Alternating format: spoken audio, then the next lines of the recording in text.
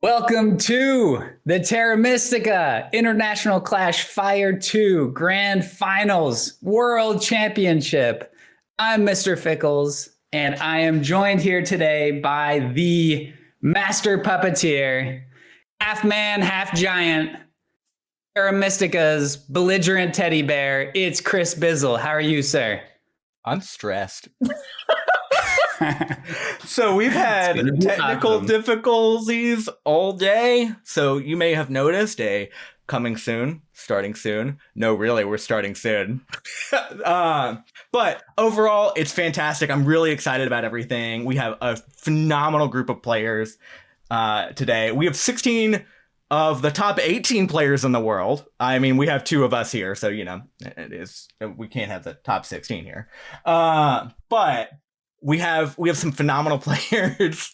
And let's go ahead and talk about how this format works, because 16 players on a 4-player game is silly, right? So let's talk about it. So this is... Get down for us, Chris. Yeah, so the game format is as follows, right? So we're going to have, on base map with no landscapes, we're going to be having 4 players for each team that's going to be playing one faction. They're all going to be on comms, right? There are a lot of interesting ways that people have gone about it, right? Some teams have gone about it saying, okay, we're going to put our best player in the pilot seat, right? And some teams have said, their best player is kind of in the background saying, okay, I will do analysis, but somebody else needs to do the moves, right? So those 4 players will all be controlling one faction, and controlling the moves of one player, quote unquote, in the game. Overall, it's exciting. We've had 5 weeks of this so far? Wow, I should know this. That was a setup for you. Yep, five games so far, and we're here at the grand finals. No, I think it's been really great, and I think these teams, it's a really interesting question of how do you maximize the kind of collective value of 4 brains trying to play one seat in a competitive board game. And I think it's really taken play to the next level in terms of thinking like a little bit more exhaustively about the possible lines you can take. And also, I think we've really seen play go to another level in being able to think about and anticipate and perhaps preempt the moves of other teams, and other players, which is usually, it's a lot to ask of one person playing the game. And so, like, I think we're basically, to me, seeing some of the highest level games ever of Terra Mystica. And I think it also just shows, wow, there's some real expertise out there with respect to Terra Mystica. I think there's a long way to go for individual players to improve. And I think we're still kind of learning and pushing the boundaries of that. So super excited for today. Can't wait to see how this plays out. And, there's going to be a team here today whose their names will be etched in the, Board Game Hall of Fame. They'll be immortalized. So a lot on the line, and I'm really excited to see how this goes. Oh yeah, so am I. I'll say this much, right? And not to toot my own horn here, but like for a first tournament, this has been so exciting to see, right? This has been absolutely incredible to watch these players adapt and watch these players like really get into this game. So I am excited to see what happens, and I'm excited to see what these players do. So with that, let's go ahead and get into it. With game 1 of the finals, the only game of the finals. Let's go. Base map, no landscapes, classic. Here we go, baby. And we will be getting our fun board in soon, where we can draw on things. So I'm excited about that one. I'll tell you that much. So let's go ahead and get that into here. So our viewers can hopefully see the setup now as the players are diving into this game and processing all the different, their minds are already going. And this is the kind of crazy thing about Terra Mystica at the competitive level. you're now auctioning to decide which seat you're going to be. So they're first going to decide which factions to put in. Then they'll be auctioning to see, which seat they want to play. And, that's an estimate of basically the margin, the point margin they think they can accomplish from the different possible positions at the table. So it's a lot to think about right out of the gate. And I think we'll just start making some, I think the first step is, of course, to see which factions they put in, but we can make some high level observations about the setup. So we'll see if you start on looking at the pass scrolls on the right, we see that the only scoring scrolls in are dwellings and trading posts. So you'll want to, there's some scoring on the pass scrolls, and there's a lot of good economy over there. There's temp ship helps people expand quickly. There's the dig scroll in, and there's a lot of money on the pass scrolls. And so getting your worker economy up early, as long as you have avenues for scoring. So now turning our attention to the track, I often I know people have different tastes for this, but I often start in round 4 and read 4, 5, 6, because that's when your economy is really up and running. Dwellings in 4, temple in 5, big buildings in 6. That temple and big building sequence isn't great for scoring. It's okay, and but that round 4 dwelling round could be a really big scoring round. And I think the fact that we see kind of a non-scoring round 1, no one's going to score towns there. Round 2 can be dwellings. And round 4 can be dwellings. So I expect a lot of people, I think a round 1, Earth 1, for example, into big expansion round 2 could make a lot of sense for someone like Mermaids. And Chris, what else are you seeing here in the setup? Oh yeah, it's weird because normally in 4th seat, right, it's not that bad because that you're going to get double dig, or you're probably going to get double dig as 4th seat. But in this particular game, I don't see I don't see it as a plus. I think if you're in 4th seat, you're just on the outside looking in, and you're probably 12 to 13 or 12 to 15 points behind everyone else from the get-go. Are you saying that specifically with respect to Missing Earth 1, or do you think it's also a Leech story here? It's Missing Earth 1. Stay yet until we see the factions, but yeah, it's gonna be a Leech story because there's no one's gonna put in a faction that wants a stronghold round 1. Right, but witches kind of do, but they're not doing that. Right, they're going. Yeah, no, that would be strange. Yeah, because there's no stronghold scoring, right? So normally Swarmlings would be the only ones that would say, all right, 4th seat, I guess you get Earth 1 as well. But no, nobody, or that 4th seat, whoever they are, that faction is going to be, without Earth 1, is going to be at a major disadvantage. Because like you said, there's very little scoring in the game, right? And on top of that scoring is going to be dwellings. So if you're taking double dig, you're putting those dwellings that you need to put in round 2, you're putting them in on round 1. Yeah, no, that's right. I mean, we'll see if the seat 4 faction is going to be one with some internal scoring, which might help a little bit with some of this.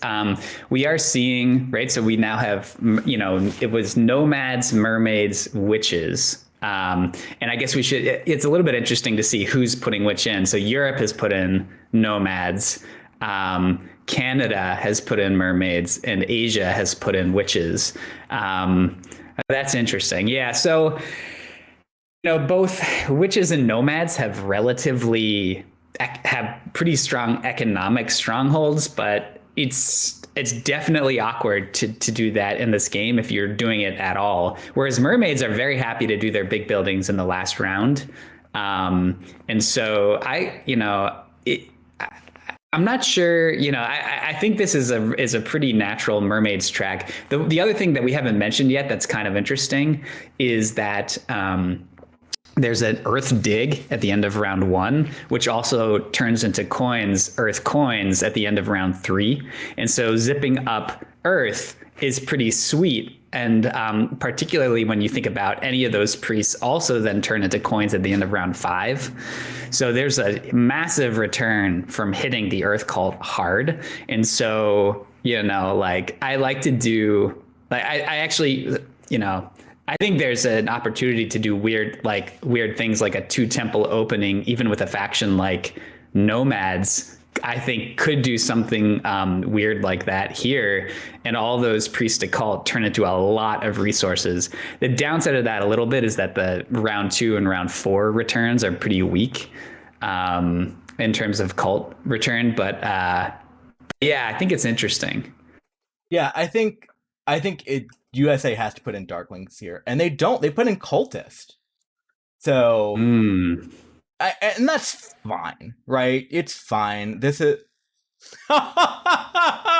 There you go. Oh my god. Well, you have to ask yourself we have to ask ourselves who's winning network, who's winning cults, and there is only one cult faction, and so that's part of it, and they're gonna get I think you might see. I think there's you're likely seeing cultists getting 2 digs off of the Earth Cult at the end of round 1, and all that turns into coins. It's interesting. It's definitely interesting. Yeah. They're gonna get the Spade Pass tile. They're probably getting the Earth bonus. Yeah, probably. But I think these players are too good to let them have that immediately. Or let them have it fully, if that makes sense. Do you let them have it? Get to the 8th step? Get to the. I'm talking about getting to the 4th step. Even I'm not even sure they get to the 4th step. Oh, they're definitely getting to the 4th step. Okay, they're gonna take an Earth favor. Yeah. Okay. So they take Earth 2. They start. Yeah. So they're starting Spade and Earth 2. Like I don't think it's bad, but it's not my favorite thing I've ever heard. Okay, I'll say it. I don't like it. Yeah, I mean, I think they're guaranteed to. Sorry, not guaranteed. I'd be shocked if they don't get that dig at the end of round 1, given that they're cultists and start on the 1st step of Earth 2. And I'm personally expecting a 2-temple. Well, they're going to have the dig scroll. They could go 2-temple, or they could go temple 2 dwellings. Yeah. What? Okay. So let's look at where people are going to start, and we have new dwellings. By the way, they no longer confuse you and look like the actual dwellings. So, I mean, cultists are going to start here. We're going to have. I think we're gonna have the normal mermaids nomad start, which is mermaids are gonna start here, and then witches will be starting probably here, nomads here, and then much to my displeasure, nomads will probably also be starting here. Yeah, Chris, I'm not seeing it on the Discord screen that we're looking at. Love that. So I'm not sure. Energy. Yeah. Okay, here we go. Now I can see it. Yeah, now I can see it. I love that. Okay. I love it. Here, and then they're going to be starting here, and then it's fine. I like that you changed the little houses, because now it's clear that this is not the real game starting yet. This is your imagined opening. Yeah, this is Chris Bizzell's imagined world. I'm a little surprised that you think we're going to see double West mermaids. I would not expect that. It's so good, though. It's so good. Okay, so here's what happens.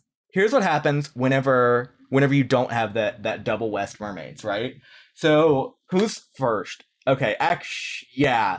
So what's probably going to happen is that witches will probably start here as 3rd seat. They're going to start probably in that spot. And the reason they're going to start on that spot is because it blocks off Western or that Eastern movement from mermaids, right? Mermaids want to go there because that allows them to get all these hexes, right? But they can't. That's highlighter. But they can't then. So if you start double west, then double shovel gets you here, get you 4 dwellings in round 2. It has an unlimited set of neighbors because nomads are going to go this way, depending on how friendly the nomads player is and how little they have shipping, or how little shipping they have. Because there's no. So here's.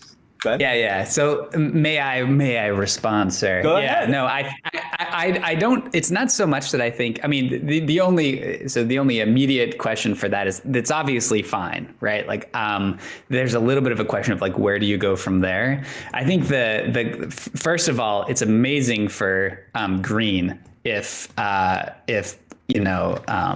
mermaids do not start on this hex where I've just drawn the red X. Yeah. Because now, mermaids can get this really nice town that slices across the middle from the green the witches can. So the counter argument for me in this setup is there's no black in the game. So this hex where you've put this dwelling is not under threat at all. Right. So I think it's really easy for mermaids to be getting, a town up here as you're expecting. I think it's really easy for them to get a town with these 2 hexes and then either dig this or this. And then you're still going to get, maybe you threaten this at some point, but even if you lose that, I think it's really easy to get a 3rd town down in that space. And so you're getting that blue hex anyway on the isthmus. And so I think it's not clear to me that you need to start there really. Whereas if you don't start in that central blue, it's super good for witches and you're not getting over there if you don't start there. Okay. That would be the counter argument. But I think, there's different ways one could do this. Yeah. So, okay. So when we look at that, right, the counter argument I have, right, is we know cultists are starting with a shovel, right? So they're going to be digging this way probably, unless they go here and dig one of these places. But let's say, for argument, I'll get two hexes for 1 dig in the east, almost certainly. So, but yeah, let's say they go this. I don't think it's that bad if mermaids lose that, but lose this hex. This hex is the most important hex for mermaids in the game. Oh. No, I thought you meant that black. Oh, so this black is okay. So I'm thinking this black is gone. Let's say they have a shovel in the they have a shovel. They're shoveling this. They're taking this hex away from mermaids. This hex is gone. It's becoming black, and then they're shoveling it next turn. Well, but here's the thing: is mermaids can start there and on the one, and then they can wrap around nomads. So you're thinking start here, go this way. Yeah, that's what I would do. Again, with full acknowledgement, there's a lot of different ways to go, and that's the beauty of the game. But for me, I'm not giving that golden center town to witches so easily, because I think you can get a really sweet sanctuary town still, and you're still going to get 2 towns in the west, in my opinion. But it's interesting. Let's look at what's happening over here, because I remember that time I said 10 minutes ago that the 4th seat was going to start 15 points under. And then cultists were picked, and then that was wrong. Well, cultists are really good, and there are no other cult factions. Yeah. So now, yeah. So now, well, I was just going to say. So I don't want to say you are so wrong, because we hadn't seen the full setup yet. Yeah. But I think the question that it raises, that I think you were alluding to, is there enough scoring elsewhere here can you really get return on early economy? Because, right, the way Terra Mystica works is you're multiplying economy by kind of scoring outlets. And so if you build up your economy, where are you going to invest that economy to turn it into points? And you're kind of calling that into question, right?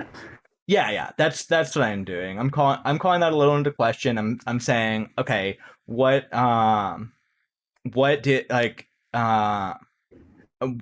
how are they going to be better than the other factions? And I think mermaids are probably I think mermaids actually may be my favorite faction here. At the current price. And there we go.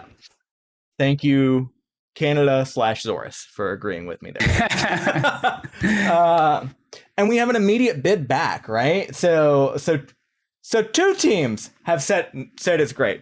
But no, like, I think Nomads are going to be the only ones that are at this point a little overbid. I don't think this auction's going to go a whole lot longer. Do you? I don't think so either. Yeah, I think we're not far from someone just taking witches here, because witches and cultists can be neighbors in the east. It looks like a pretty, it depends a little bit on whether nomads want to hurt, the extent to which nomads will potentially break up a witches town. But given the setup, we're not expecting an early nomad stronghold. So, it seems unlikely that we're going to see some sandstorming that catches somebody with their pants down on a town. Or maybe that's inappropriate. Sorry. Catches them unawares. Sorry. So I'm just looking, for example, at that northern witches town that they really like. Like this one. Sometimes nomads will start here and hit this in a way that is unpleasant to witches. But I wouldn't expect that here. So I think we're relatively close. I will say, I think mermaids look like they definitely can have a solid game. I just don't like. It seems really clear to me that mermaids can have a solid game here in a way that. But I actually kind of feel that way about a lot of these. And that's why, I feel pretty good about witches here getting 3 towns and only one of them needing bridges. Would you agree with that? Mermaids getting 3 witches. Oh, witches getting 3 towns. Oh, yeah, probably. Yeah, I can see them getting 3 towns. Yeah. And witches are the only faction here that has kind of quote unquote internal scoring, in that they get 5 points per town. So, and the nice thing about mermaids is that I think that the track suits them in some way. This looks like a really good track for going maybe Earth 1, skipping Water 1, and getting Air 1. Mm-hmm. I don't know if you agree with that, but it strikes me as like a round 5 Air 1, and actually just kind of grab Earth 1, build dwellings like crazy, and then build TPs maybe round 3 to take a break and basically get more dwellings in your supply, keep expanding, and then Temple Air 1 in round 5 to start scoring with that. Looks pretty good to me. Oh, I completely agree with that game plan. That game plan is very, very good. So what I'm watching out for right now is where Cultist will start, because I'm going to assume, much like I think everyone who is bidding on Cultist will assume, that they're not connecting this game, that there's no way that they will connect. So if they're not connecting, my question to you is, we got a game. Never mind, I got no questions for you. Team USA goes witches. Uh-oh. And here we go. I'm fine with it. I think the team I think you and I are a little surprised with the cultist bidding. But I think so. Wait, what are you oohing at? An early placement on what's the hex? D5. Who? Oh yeah. Yeah, but I think that makes sense. Yeah, it does. Well, I don't like it, and I want the double west. I want the double west. And I'm not getting it. And we had that block, like I told you about. It's already happening. Heaven forbid. Mermaids knows that. They're not worried about that. They're going to get a sanctuary town there. Yeah, my thing is, heaven forbid that mermaids get, or that witches get temp shipping. Because if they do, or not mermaids, witches get temp shipping. Because if they do, it's not good. It is not going to be good for mermaids. But mermaids move before witches, so yeah, I get. It seems, but you're right. There is some weirdness possibly where it costs them Earth 1, I guess. Yeah, but That's true. Depending on how the pass scrolls shake out, because there are 2 pass scrolls with power, which is what mermaids would need to first move double dig. So yeah, that'll be interesting to see. We assumed, E8. Okay. Well, we were wondering where that third. I was wondering for a moment where that third Nomad's placement would be. But I think E8 is the natural spot. There's going to be a lot building up around there. So interesting. Okay. And we do not see a snap pick on the pass scroll by Team Europe taking the dig scroll. I don't love that. I really don't. Okay. Can we call out one really awkward thing right now, which was foreseeable, which is cultists really want to be building up next to other people, and they're digging and anything happening in the east, they're not getting cult steps for that until witches get over there, and that's a bummer for cultists. Oh, I think they're not gonna worry about that for a long time, actually. But it costs them. But that's maybe why they're thinking about not taking the dig scroll. Even I don't know, because one of the nice things about brown on this map is that 2 hexes for 1 dig, and that's the shine on that comes off a little bit when you have no neighbors over there. Yeah, but they also need that black hex in the center, right? They have to have it. They can't use the cult spade on it because it is too easy for nomads to snatch it up, and then they can't. Mermaids, or mermaids. So it's like it's something you have to do, and what they're probably doing, and this is a. Yeah, there we go. This is one of those things to where they are going to use all the time they have. Just being thorough. Yeah, all of them are going to be very, very thorough. They're all going to be very specific in how they move things. Okay, all right, I'm interested. Go ahead. Yeah, well, so witches didn't take temp ship, so that removes a little bit of the pressure from mermaids. Mermaids get temp ship. Witches have worker 3 power. So interesting to see then where people land on prioritizing kind of digging hexes versus getting Earth 1. You and I think this is a case where Earth 1 is actually quite valuable. Is that fair? Oh yeah, 1,000%. You have to take Earth 1. So yeah, and I like this for witches or for mermaids, because they will almost certainly get at least 1 dig this round, and they can put that on the black in the north, and then next round build a bunch of dwellings there. Mm-hmm. So I like this. This is good. Nomads grabbing the 4 coins cult step scroll suggests to me they're gonna try for this end of round dig on Earth Cult. They start at the first step, that they can get to the second step with that bump, which means even if they miss the 3 spot with the priest, they can put it on the 2 spot. Or I guess Earth 2 is in the cards, although that would be a little bit surprising. Oh no, that would be some fancy play. Yeah, but I think that suggests to me they're going for that Earth called dig, that they took that 4 coins and a cult step pass scroll. What do you think of the mermaids upgrading in the east rather than in the west? Well, I think it's I suppose I think what it is they did the calculation and they know they want their sanctuary town there, as I was kind of spelling out earlier, and so they just want to make sure there's that temple there to turn into a sanctuary town. That's my guess, but I could be wrong about that. Yeah, that's fair. I just don't see a reason why you would put it there. It doesn't matter too much, right? They're not getting leech either way. It's probably unless. Power. Yeah, it's 1 power difference. Is it really that big of a deal? No. But I think it's one of those things that makes a little bit of a difference, and I think it will make a teeny bit of one. But nobody's upgrading by. Oh, you mean when cultists dig E5? Yeah, dig the black on the isthmus. Got it. Okay. Yeah.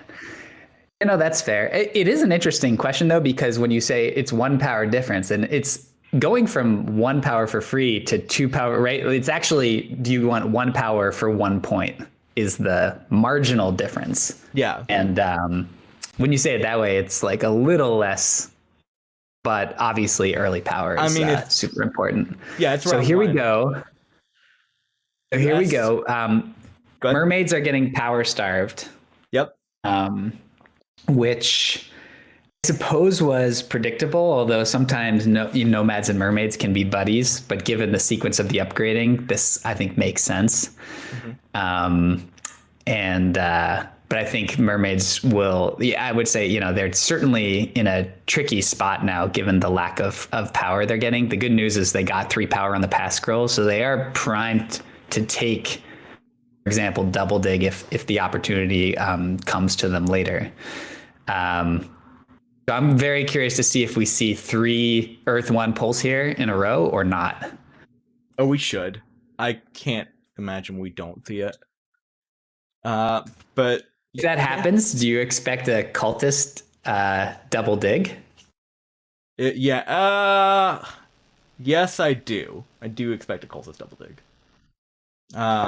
And honestly, I might expect it on the red and the black in the north.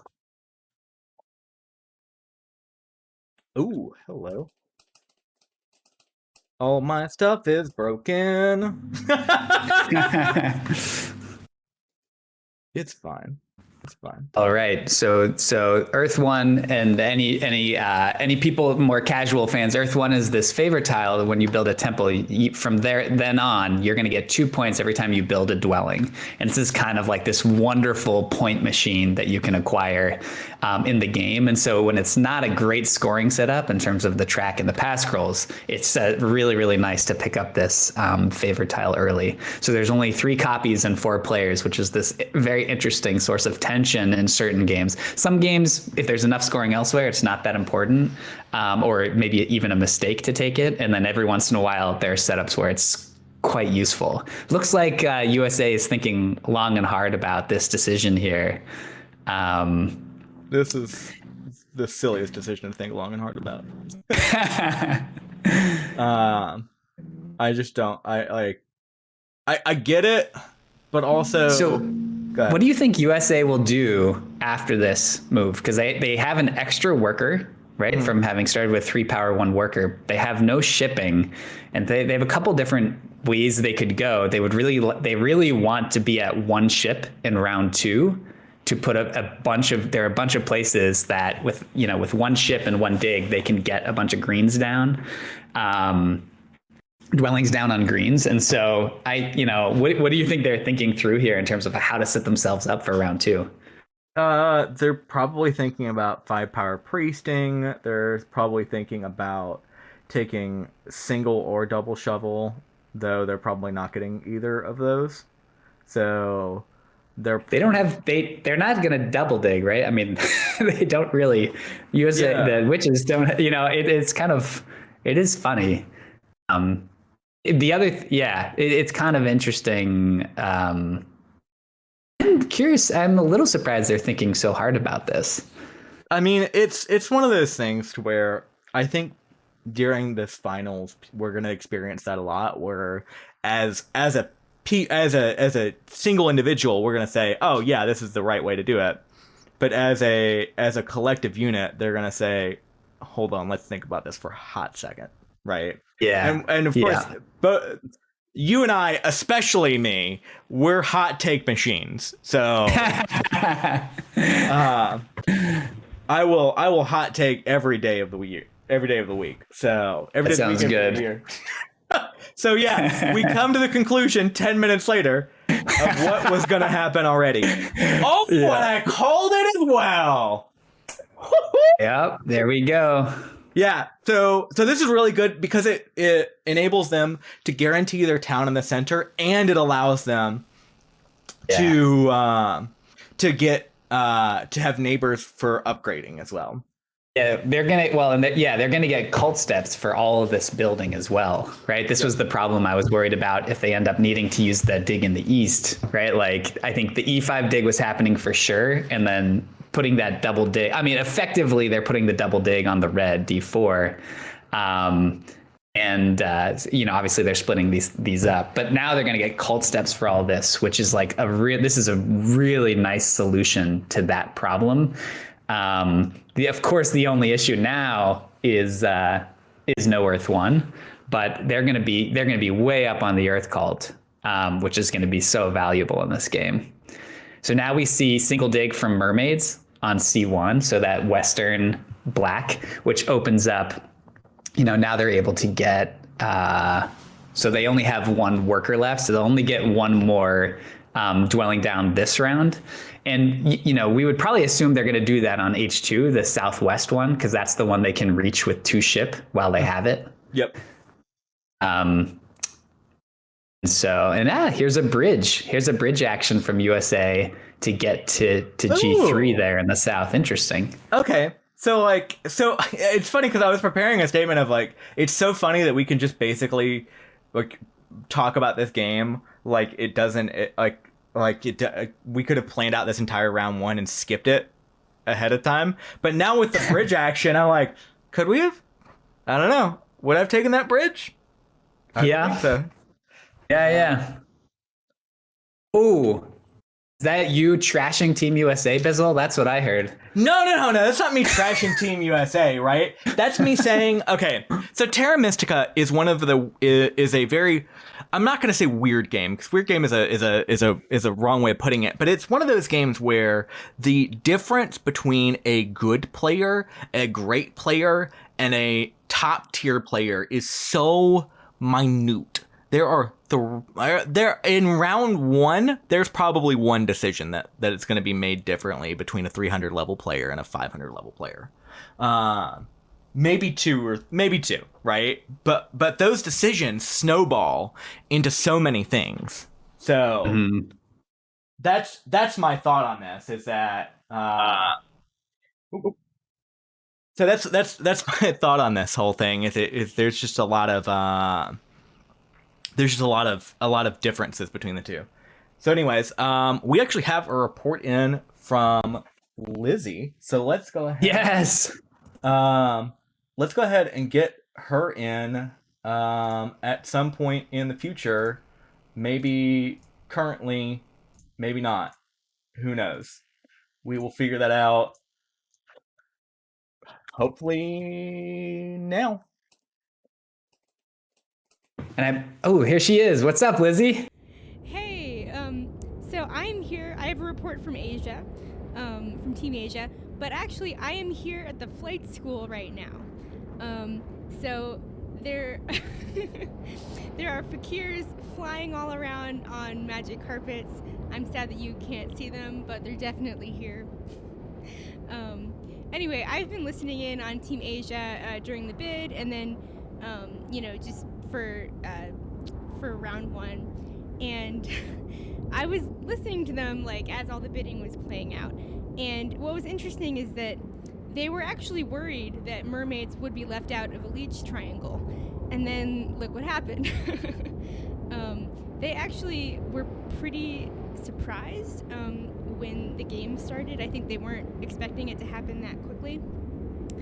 There was a little bit of nervousness on their end. I think they weren't 100% sure that they had chosen the right faction. I know that Jekyll was saying that mermaids are never very bad, but are they really the winning faction here? She was a little bit unsure. They were also kind of debating double West mermaids for a start, but then they decided that it was actually just too good for witches, so they didn't want to do that. And they were also very worried that witches were going to take temp ship. They were saying, if witches take temp ship, we need to do a double dig opening and we need to forego Earth 1. And then luckily for them, witches did not take temp ship, and there was some celebration in their chat when they saw that. Yeah, and it was interesting when that moment that the game started and they realized that they had mermaids and they weren't 100% sure it was the right faction. Deep Finesse said, "You know what? Nobody has a clue what we're doing. Well, maybe we're the ones who have no clue what we're doing." So definitely some uncertainty there. It was pretty funny. One more fun moment was when Nomads upgraded in the Leech Triangle and didn't upgrade next to Mermaids. They were very unhappy. I have a quote from Deep Finesse there. He said, "Why? Why so mean?" So there were definitely some groans when that happened. Overall, the Mermaids are also aiming for 3 towns. They're hoping the middle one's going to be a sanctuary town. And yeah, that's all that I have to report from Asia right now. Well, thank you very much. Awesome. We appreciate everything. Thanks so much, Lizzie. Can't wait to hear the next report. Thanks for joining us from the Fakir Flight School. Is it like Top Gun? Is that the vibe? Is that the environment? Oh, definitely. Okay. Awesome. All right. Catch you later. All right. Talk to you guys later. Oh, Chris. So that was awesome. I love hearing these little glimpses behind the curtain from Lizzie. Super fun. So thanks, Lizzie, for that. Really look forward to the next one. Some very intense decisions coming up. Do you see Witches pass on to Temp Ship there? Oh, yeah. Threatening to build on C3 now. Oh, yeah, that's gone. That hex is gone. So Mermaids are in really, really big trouble. And they can't first move single dig. So they need to decide if they're going to 3-worker dig. And they do. 3-worker wow. dog. Oh, ouch. No. Yeah. Yeah, they had no choice. I think, unfortunately, it's the right decision. But man, that is a rough turn of events. Yeah, I guess. Oh, it hurts me to look at. Yeah. Do you remember when I said double West Start was pretty good?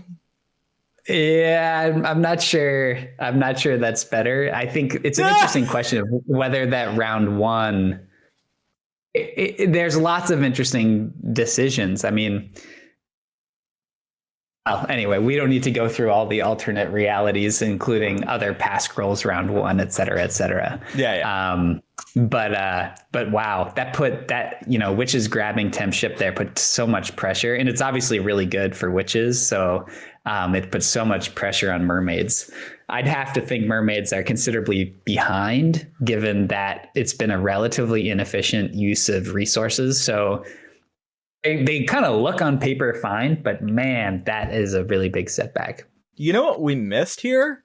We missed a double Earth Cult from Canada. Yeah. Wow. They are already on 8. Yeah. So that means they took the priest power action and 5 power priest. And we kind of knew they had their eye on getting Earth digs. I think we didn't realize they had their eye on getting 2 Earth digs. Sweet plays. I mean, and they get Earth 1, and they've that's all going to turn into coins in the future, and they've got those digs, which lets them build dwellings in round 2. This start for Canada is pretty dreamy. That's fair. This start is really, really good.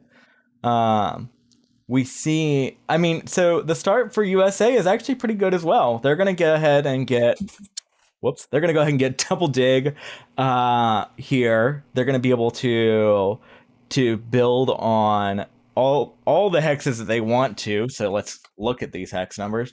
A10, C5, E9, H4, I6. They can build. Okay, well, they don't have that many coins. Let's tone it down a little bit, Chris. You're getting a little excited over here. My question is, how did Canada get so many coins? They have 18 coins right now. They took the coins power action they had to. At some point, I feel okay. During this report from Lizzie, I am legitimately debating if Canada went into the code, wrote a little script, and just just got some coins, or just scrounged around on the floor next to the table and was like, oh, there's 2 5 coins there. We'll just put that in our supply. Must have dropped those later. Must have dropped those earlier. Well, I mean, that's the beauty of nomads is because you start with that extra dwelling out, you can actually just finish round one having only built a temple, right? Which is only 8 coins. And so just didn't spend many coins in round one. Plus they started with the 4 coin pass scroll, with the cult step. So, but I agree. It's pretty remarkable, the way that is shaping out. And we see now witches are going to start their kind of crazy expansion in terms of spreading out here. So they double dug, and now cultists will get their neighbor in the east for witches and cultists to be buddies as they spoon each other in the east and kind of feed each other power, which is what mermaids and nomads are hoping to do in the west. Yeah, absolutely. Let's see. We've got Europe going ahead and building on in the east. Wow, I lost my train of thought there for a second. Yeah, Europe building in the east. I mean, their plan is very straightforward at this point in time. Until witches get to next to them, they're gonna be building by themselves unless they're building over in the center. And now they're there. So So the wheels didn't quite fall all the way off for mermaids. So I think we have to say the starts. I think the Europe, Canada, and USA all have very, very strong starts here. The wheels kind of almost fell off for mermaids. They were able to get a little bit of power, which enabled them to take the worker power action, which now lets them get 2 more dwellings down this round. Because they were actually out of workers after that 3 worker dig and build on C3. So they're going to get 2 more down here, and they'll look okay. And the problem, the question then is like, will they get enough coin income going forward after that? But the wheels are not all the way off on Team Asia yet. So I apologies if I was overly negative there for a moment. But we should it's definitely a setback. Negative. Okay. No, the thing is, okay, and here's my feelings on these things. You speak concisely and say they're down and out until they're not, and then once they aren't, then you say, I can't believe people said they were down and out. I just can't believe those people who really didn't have a clue what's going on. You just gotta have a sense of humor about it. That's good. All right. Well, you do you, my friend. I'm along for the ride here. So another thing one thing that's interesting that has happened that's something to keep a little bit of an eye on is that each faction has sort of claimed a cult. We'll see if that continues, but which is kind of not great. That's a little bit bad news for cultists because we were saying, they're the only cult faction. But the way it's looking so far, it wouldn't surprise me if they each win 1, which is not quite what we had in mind when we were looking at cultists in the opening. Yeah, I very much agree. So what if you're USA here, right? What are you doing? Because you can convert a worker into a coin and build another dwelling, or do you hold off on that and go ahead and pass for the coins right now? Yeah, it's a good question. You mean when you say pass for the coins, do you mean the 5 coins in cult step? Yeah, because they don't have enough power to pass and take the coin power action, which that sort of takes the fun out of the early pass. Yeah, the only way they can do that, they can do that if they take the worker power, but that's just silly. Yeah, I don't think I agree. I think they're for sure building again. Yeah, it was just a question. They were probably figuring out, do I convert a worker or do I burn 1 power for that second coin? That's fair. So they converted the worker. I think that they have so much worker income. I think that's right. And I think they're still, you want to be able to put pressure on these really, really good, power actions as well. But for, in general, the most efficient for any newer players that might be listening or watching, the coin power action and the double dig, in some sense, are the two most efficient uses of your power. There's definitely lots of times to take the other power actions, and they can be very important. But often it's a little bit of a game to try to figure out, set yourself up for taking those at key moments. And so we'll see if somebody is able to kind of pass and hop on for example, the coin. And actually, we should point out taking double dig in round 3, which is points for digging. I know that's a Bizzell specialty. I've seen you, even as giants, make sure, go for the double dig in the dig points round. That's 4 points. You can't deny that. I'm here to tell you. So Europe's passing. They're gonna get coins power action, and they're gonna get they're gonna be able to build a bunch of trading posts next round, which I like. I like their start so far. Their start's pretty good. Now my question is Canada gonna try, or is Europe gonna try and cut USA off in the East? I don't think they are. I don't think they have a particular reason to, but it is always a thing that can happen. Yeah, they have a fallback, which is double digging the red on D7. So there's a backup plan there that's not too bad. And if it was halflings as brown, I think it is more likely. But I do find that to be an interesting judgment call. I think if with no red in, though, it just doesn't hurt witches quite as badly. Cut them off there, which takes some of the fun out of it. Yeah, it really just hurts. Something to keep an eye on. And they're going to get so much power as witches wrap around them there that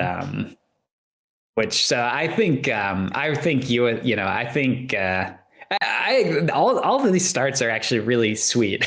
I like all of these openings, and so mermaids being able to get the 4 coin, which I believe was actually 5 coins, pass scroll, is really, really helpful to them, because their economy was way out of balance in terms of worker and versus coin production. They were broke.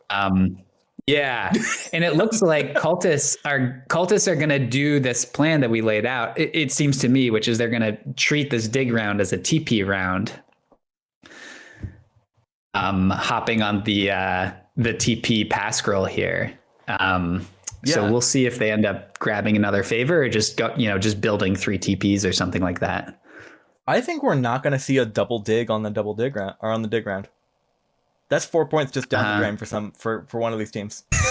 Yeah, that is one of the beauties of Terra Mystica, is like it really does allow different types of play, and like I would characterize your style as, and I mean this not in any negative way, but as a greedy style. By that meaning, you pile points on early, and you hit the rounds really hard, and you get points while you can, as opposed to just investing in a massive economy and then turning that all into points late as being like a different style. You're a pretty greedy player. Is that fair? Oh, no, I'm a very greedy, and I'm a very basic player. If it says digs, you best bet I'm digging.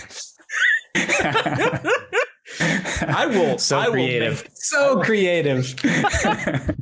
That's what, and to go on a small rant about that, right? People say that you need to have all this knowledge and have all these other like things to do, and you need to be very creative to be like one of the top players in the world, and players like me, and I'm working on helping other players as well. But like players like me, we don't need that.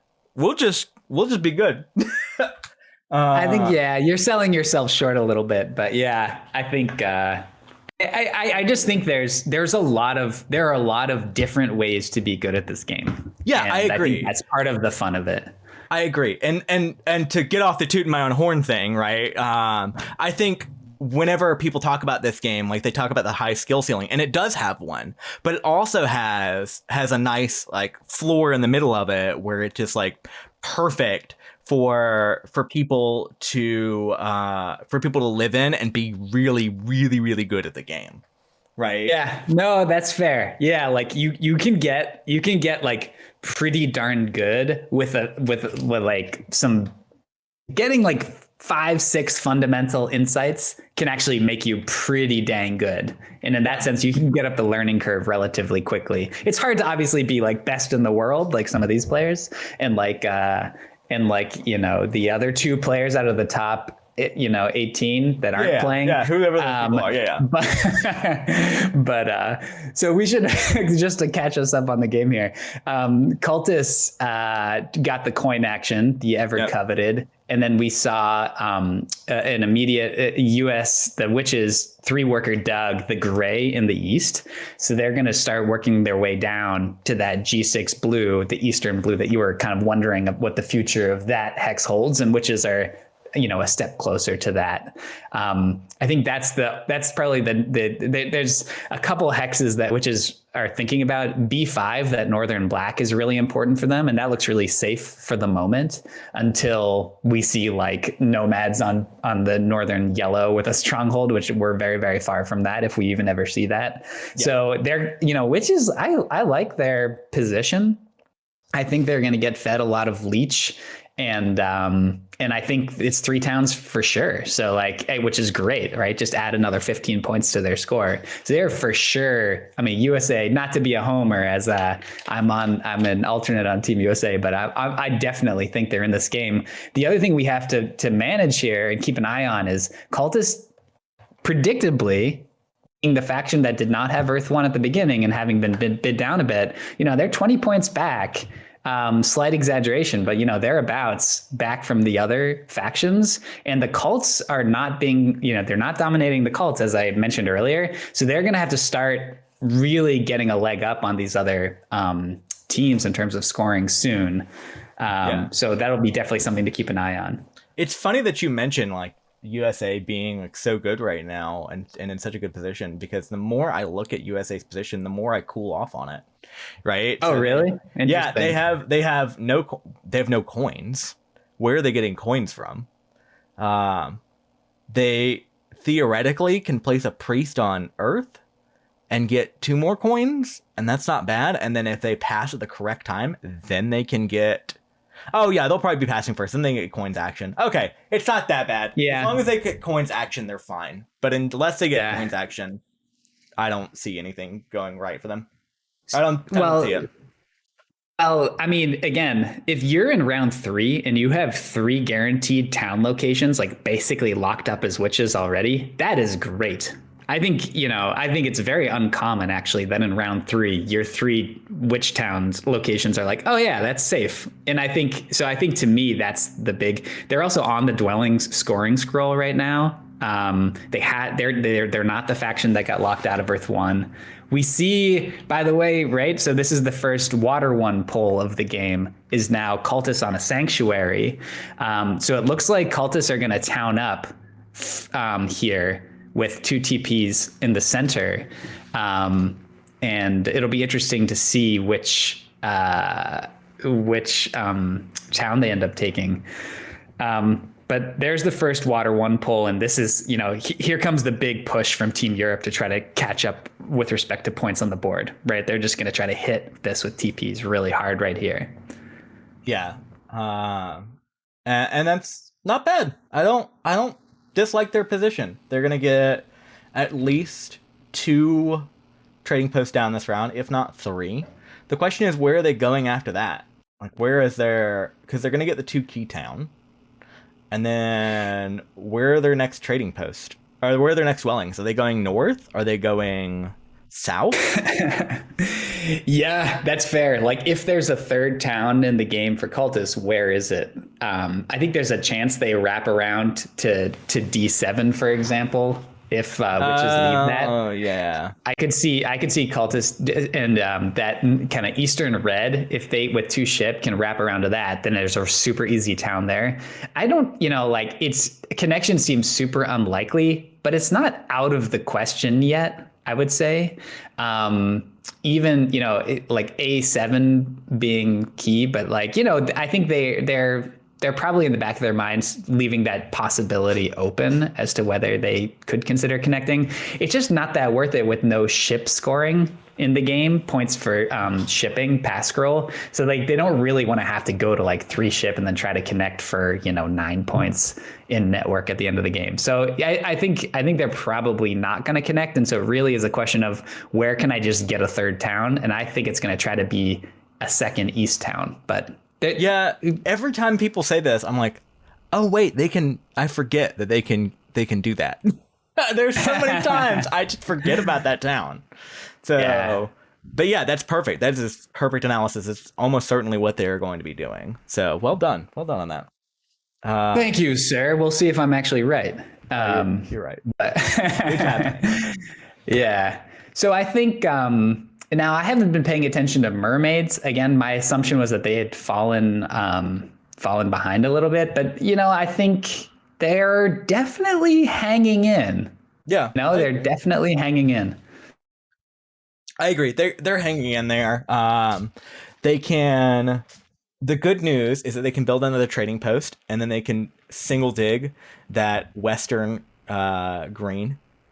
Why would they do that? I don't know. It's a digging round. Why would they not do that? I guess they can get even more trading post up, and that's not bad either. But then the question becomes, where else are they going? Because all of their natural blues are gone now. Well, okay, all but one of their natural blues are gone now.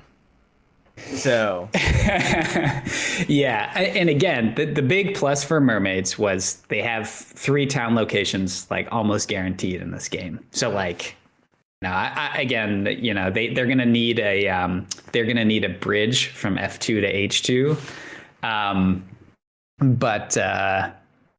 but I think, but like, I think that's definitely an easy kind of 3-town game for them. So that's kind of the plus side. You say easy. The problem is anything but easy for them. Yeah, I'm sorry. Yeah. No, I think that's right. And I should also say, like, I think, one thing that we should monitor here that we haven't shouted out is Nomads. That South town for them is getting potentially tricky because Green builds on H4 and I6, those 2 southern greens. They can't, sandstorm and bridge town there. So there'll be a little battle of wills in the south there between green and yellow, and we'll see who, if anyone wants to be disruptive, or are they just going to give up on that? See, you say that it's tricky. I'm going to go ahead and say it's impossible. That it's impossible. Yeah, it might be. Yeah. And that's just, I don't think it's just a setback. It's a little setback. It's a little setback, but is it that big of a deal for them? Okay, so here's why, and this goes back to some of our analysis at the beginning of the game, which is that there's not great scoring opportunities. Like, so, especially these factions that are not building a lot of TPs right now, because you have to build TPs to free up your dwellings. So cultists are freeing up some dwellings, but dwelling scoring next round, that's fine as long as you have dwellings to build and you have vacant hexes. And you were pointing out already that mermaids are running out of like blues, for example. But after that, it's temple and big buildings. Neither of those are great for scoring. And so that's where I'm just getting a little bit antsy, because you always want to, keep in your mind, like, what are the paths to scoring going forward? And we're running out of options a little bit here. Not much scoring on the pass scrolls, not much on the track soon. And that's why I'm kind of honing in on we're starting to run out of avenues for scoring going forward. And I think that's why I'm feeling a little antsy for some of these factions. Yeah, that's fair. And as of this moment, we see Witches passing. What I'm curious about is why Witches went up the air track instead of the earth track. I guess they're getting 4th anyway on Earth. So was it worth it? Probably not. But 2 coins is a lot of coins for them. They're broke. Yeah. So it will turn into 2 coins anyway. So basically, they got an extra power going up air instead of earth, and I think that's part of the calculation. The other thing that we should call out is it does look like cultists are going to swoop.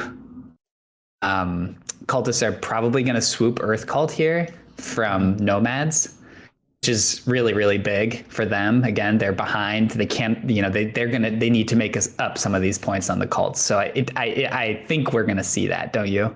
Yeah, I agree. If they put this priest to Earth, they can take the 1 on each. They don't even necessarily need to take the 2 key town. They can take the 1 key, 1 step on each cult and close it out, surround. Now we do see Canada taking Water 1 as well right now. So there is going to be theoretically a Water 1 rush at some point.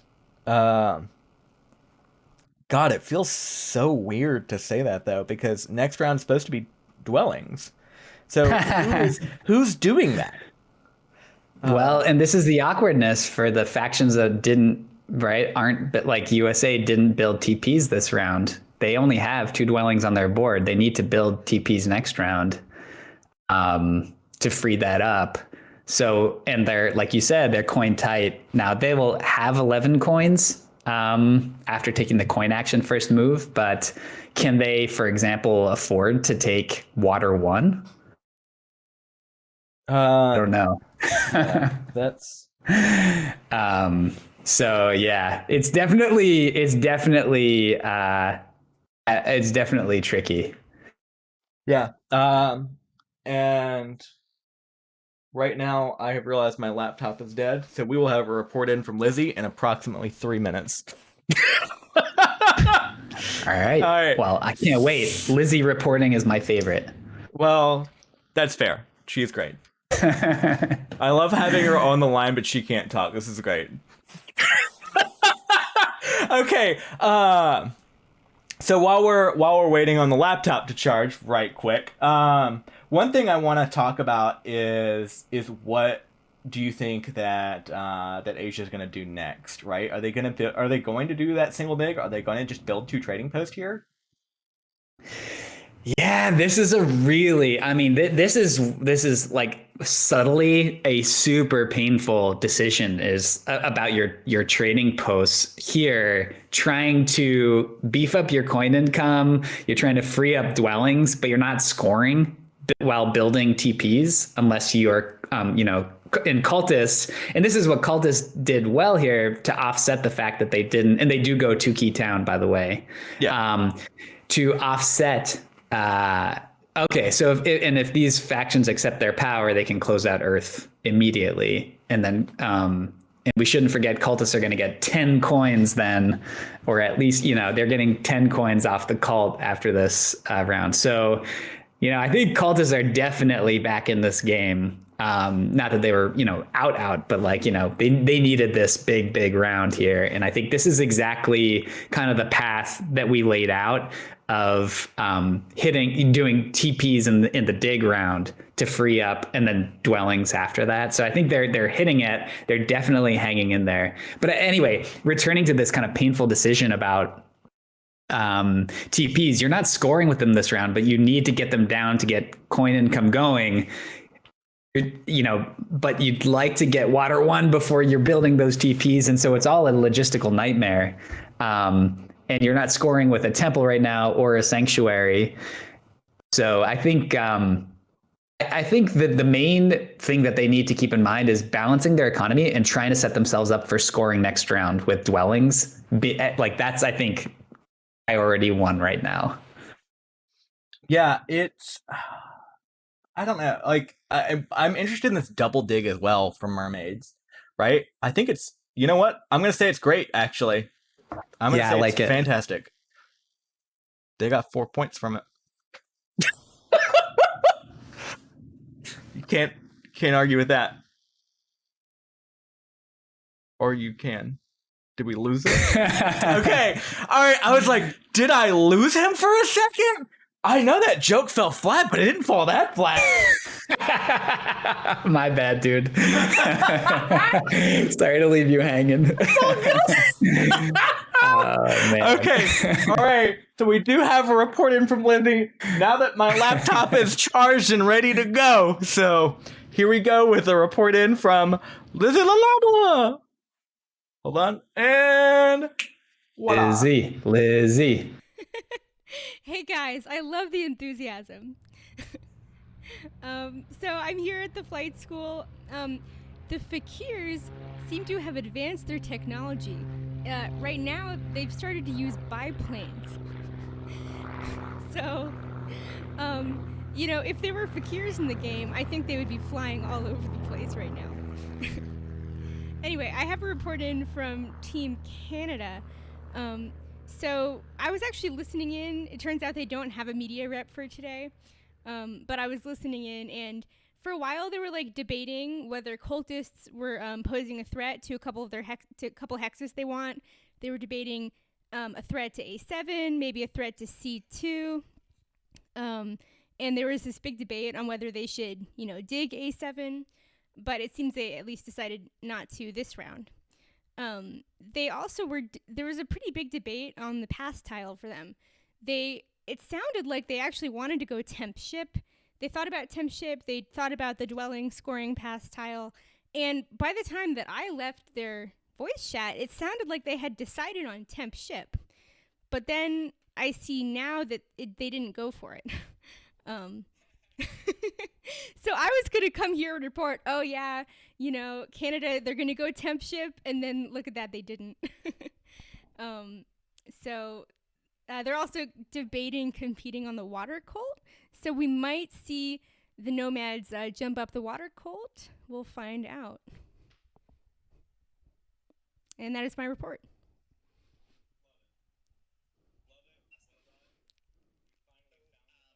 So what I heard you say is the Canadians were screaming at each other with a massive argument about temp ship versus dwelling pass scroll, or was it a very polite disagreement? I mean, well, they're Canadians. It was a polite disagreement. Okay. All right. Awesome. But that would have been pretty entertaining if they were screaming at each other. But unfortunately, that's not what happened. Yeah, it is hard to picture that those folks. I can imagine Chris Ho just being insanely upbeat and positive during the whole exchange. And I think it's probably George Shortwell, Zorus, and Danny B, right, are in the room. They're all pretty low key folks, so I'm sure that's a fun room to be in. Awesome. Well, thanks so much, Lizzy. Appreciate it. All right, I'll talk to you guys soon. All right. We are in round 4, my friend. What are you thinking? Well, their USA isn't poor anymore, so that's nice. I mean, you're so cheering for the US. I mean, no, people are fixing their problems, right? And I appreciate people fixing their problems. Asia had a very poor economy and didn't have hexes, and now they have hexes and a decent economy. Canada was doing okay anyway. And my only concern right now is going to be whether Europe can get the double dig, because that's kind of where they need to be. Oh, and that hex is gone. Whew. So yeah, Europe loses their Northern Brown, which is really bad for them. They just went to, they took temp ship, I'm sure, right? They increased one ship and passed on to the temp ship scroll, and now that Brown is gone. That's brutal. Yeah, that's really brutal. Now we see that mermaids are going to be upgrading trading post this round. They will be doing they're going to be doing 2 trading posts and 2 dwellings, so not a bad start.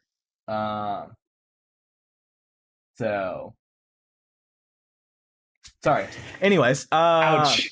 Yeah, no, I'm just looking at this. So first of all, this game is awesome. This game is really, fantastic. really good game. I just feel like it's really close. Everybody's hanging in. Everybody's got like you said, like they all have these problems, these battles they're fighting. There's these, there's shortage that they're trying to offset, and like for cultists trying to grind out these points, and they're flirting with fighting for connection, and they don't have to, but they're considering going for it. Nomads stomp on that dream, but we'll see. We'll see how they pivot. They managed to steal Earth Cult from Nomads, so maybe a little like a revenge 3-worker dig there. It's just going to be, it feels like it's going to be down to the wire here. And even the mermaids, who I thought were way behind, like just given the inefficiency early, like they're totally in the game in a way that I thought would have been hard for them. And they're, mermaids and cultists will also be the two factions that are happiest to build, for example, like a stronghold in round 6. Mermaids will need that their stronghold gives them a ship increase, which is kind of points, a little bit of points, and they're going to need that ship increase anyway for connection, probably, to get to 3. And then the cultist stronghold is just 7 points straight up. So that's that's nice for them. But Canada and the US just have these kind of massive, these massive economies going. I really like the US town situation, and again, just give them 15 extra points for the 3 towns from being, which is, here's the wraparound. Here's the wraparound. And of course, I forgot my own point earlier. This is why they're on temp ship. They wanted to go to 1 ship, wrap around, and that'll be their 3rd town location. Yep.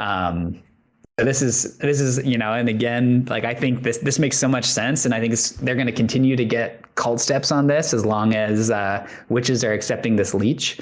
And so who knows? We'll see. Maybe they even steal water cult from mermaids. Is that possible? Ooh, that's it's possible. Many things are possible, but I don't think it's happening. I don't think it's happening. The mermaids have no priests left. So anyway, there are these little micro battles, and again, this is going to be super. It just feels very, very tight, and I think everybody's looking. Everyone has some weaknesses, but everyone looks in the game to me, which is like really fun. Yeah, it's nice to not be able to look at a game and say, well, we're done here. Wrap it up. Yeah. Yeah, exactly. And there's so many games that you can look at and you're like, all right, it's round 3 and we can go ahead and call this now. So to have that not happen is so nice. Especially for a finals. And I think that's part of it too, is everyone's kind of giving it their all. They're all saying, okay, well, we need to do this. We need to make sure we're the best we can possibly be right now. So yeah.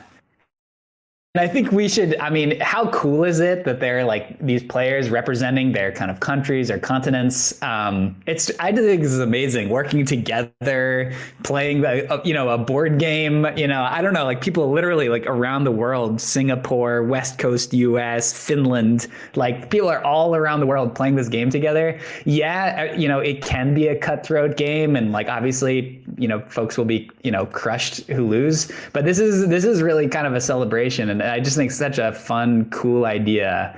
This is the kind of culmination of a lot of kind of energy. I think this is great. I'm on the edge of my seat here. Oh, I agree. I think, it's really nice to see people working together. Like, for instance, you'll take Zivok, for example. Zivok was already a little bit in the community, but like it seems like Zivok's very much embraced this feeling of let's work together. We're gonna do it. Like we're a unit, right? And this nationality aspect of Terra Mystica is something that's been missing for a very long time in the scene. So I'm very happy it's here now and hopefully here to stay. And we're seeing more and more of like kind of the classic Snellman players come over to join, and I think largely a credit to Fire 2 tournaments making this such like an exciting place to be with respect to board game. We're seeing a lot of the Snellman players who typically play turn-based coming over and checking out, hey, like let me get in on that. That looks fun. So I think, and again, the more the merrier in terms of on all these, I think it's just great to have a game that like has this kind of lasting power, this depth of strategy, and a community that kind of is positive and constructive and helping people improve. I think is really great. So I noticed like Pick fans and what is it, Doctors PJ, or some of the other big dogs are moving over. To your earlier point, Mermaids snapped the third Water 1. Yep. So the Water 1s are gone. Witches are without Water 1. It's hard to tell how much of a setback that is for them. It feels pretty bad. But they did just pass, and I think maybe this was just the decision that they made, which was, you know what, we can either go for Water 1 or we can pass on to the TP pass scroll. I don't know if that was deliberate or they just always knew that they had that flexibility. They're on the TP pass scroll, so they're just going to score for TPs that way. Yeah, my only problem with this though is that they're not going to get coins power action, and they could have if they there are a few ways they could have, but I don't know. I don't love this setup right here. I think they could have done another dwelling, and I think they could have done a trading post as well. Actually, it's unclear who's going to get the coin power action next round, because Cultists pass second and also cannot take the coins. Oh wow. So it's all pretty wide open. Now, again, it's actually, we've been talking a lot about the coin power action. It's a super high coin game, to be honest, because there was Earth Cult coins. There's going to be coins for Priest Cult after round 5, and all the coin pass scrolls are in. So the coin power action is less important in this game than almost any other game. And someone took Fire 1 in round 1. The Cultist did. Yeah. So there is a lot of money in the game in general. That's fair. I do want to go back to an earlier point we were talking about, because newer fans and people who are just tuning in for the first time may have heard Zivok and said, who's Zivok? Right? Like, who is this random guy that you guys are talking about? Right? To put Zivok into context, Zivok was at one point the greatest player in the world, and there was no ifs, ands, or buts about it. Right? He was early in my Terra Mystica career. Career is a strong word, but early in my Terra Mystica playing, I said my goal with Terra Mystica is to play a game with Zivok by the time I'm done, right? And now he is a member of the community. He retired for a bit. He was like, I've got life, I got stuff going on, and then he's finally come back. But for Americans, he is like the Michael Jordan of Terra Mystica, right? But like, imagine Michael Jordan coming back and saying, I'm going to lead a team to a championship as well. I'm gonna lead a team to a championship at 50. Oh, yeah. I mean, he's for sure kind of I think he figured a lot of things out about Terra Mystica before other people. We should give a shout out to the other people on Team Europe, because you're probably underselling the rest of Team Europe. Oh, I'm not. That's fair. You're right. I am minorly. Halai is an absolute monster. Gino is 1 Fire 2, and Bisagoa is an awesome player and a really good guy as well. So shout out to all of Team Europe. And Zevok is like, it's been fun to again bring all these players together, and again, like, from different eras. I think is kind of also what you're getting at. Like, it is very cool to have a board game, and it's funny because board games in general are often, like, if you look at the content that's online, a lot of it is just trying to get you to buy new board games. Have you noticed this? And it's all about like people who have board game shelves with 500 games on them. And I'm not sure they play most of them very much. And this is kind of the opposite, which is like, let's find an awesome game and get like really, really deep into it and develop like theory of how to play a game in a way that very few games have gotten that kind of attention. And I think it's really cool. Not that this form of getting into board gaming suits me better, and I'm just glad that it exists in addition to collection and things like that, which I'm less into. My board game shelf feels personally attacked, I would like to say. Sorry. It's okay, board game shelf. I'll play you eventually once the pandemic ends.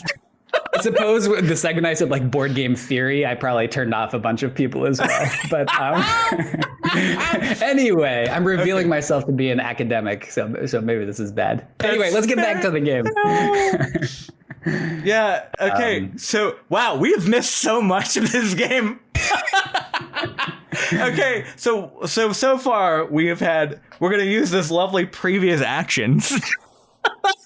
Well, Okay. so it's been a lot of like kind of TP, put a dwelling down, TP, put a dwelling down. So like, people are in the way that we kind of expected. And we did, officially see that wraparound dig from Cultists. And then we saw the kind of early pass by Witches and Cultists to set themselves up well for next round.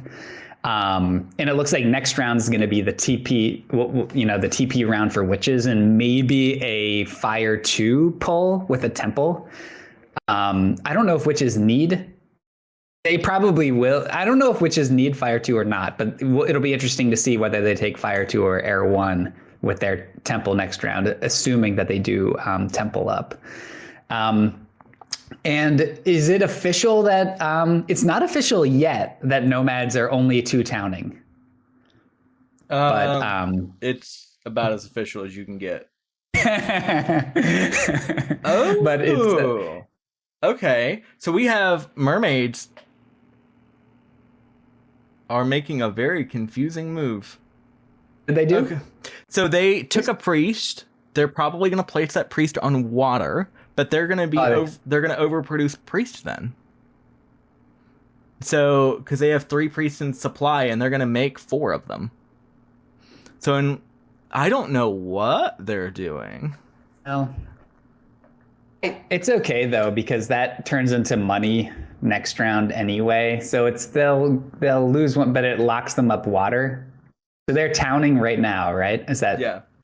They're towning right now. Well, they're towning in just a second. And then they'll use that town to close out water. They could take the 1 step on each cult and then put it to water and return it to their supply. Yeah. That would be one way to make sure they don't lose that. On the other hand, I don't think it's the end of the world to just put that to water. So I'm not sure what if another town floats their boat, but they'll probably do that, right? 1 step on each cult. Yeah, there are many ways you can go about it. And for those who may not know, right, because I sometimes forget that we're broadcasting to the front page of Twitch, or to the front page of Board Game Arena. So the way that the way that mermaids can found a town is they can skip over 1 water hex. And they can also decline that ability if they want to. So what they've done is they've declined it. They're going to do it. They just put their priest to the 1 spot, and now they're going to take the 8 power or 8.1 up on each gold town, like you were suggesting. Mm-hmm. Okay, yeah. I like this. Yeah, it makes sense. Oh, well, I don't like that. Let's state that I don't think it's worth that point. That point is not worth it at all. Okay. Well, one way or the other. Yeah. I'm Hot Takes Express over here. I mean, like, okay, so you look at it, and I'll make my point on this one, right? So you look at it, you're going to get 2 power from that. You're going to go up on air, probably get a few points off of air, fire, get maybe a point or 2 off of fire. It seems pretty okay. So I don't know what was discussed there or what happened, but such is life. Moving on. Yeah. And so, and by the way, so mermaids lock up that bridge in the southwest, to make sure that they can get that southwest town. Now, and mermaids have also guaranteed themselves this 8 points on water. Who's going to win network this game? Is it Nomads? It has to be Nomads. Yeah, it's Nomads. Yeah, cultists are in huge trouble. Is that fair? Yeah.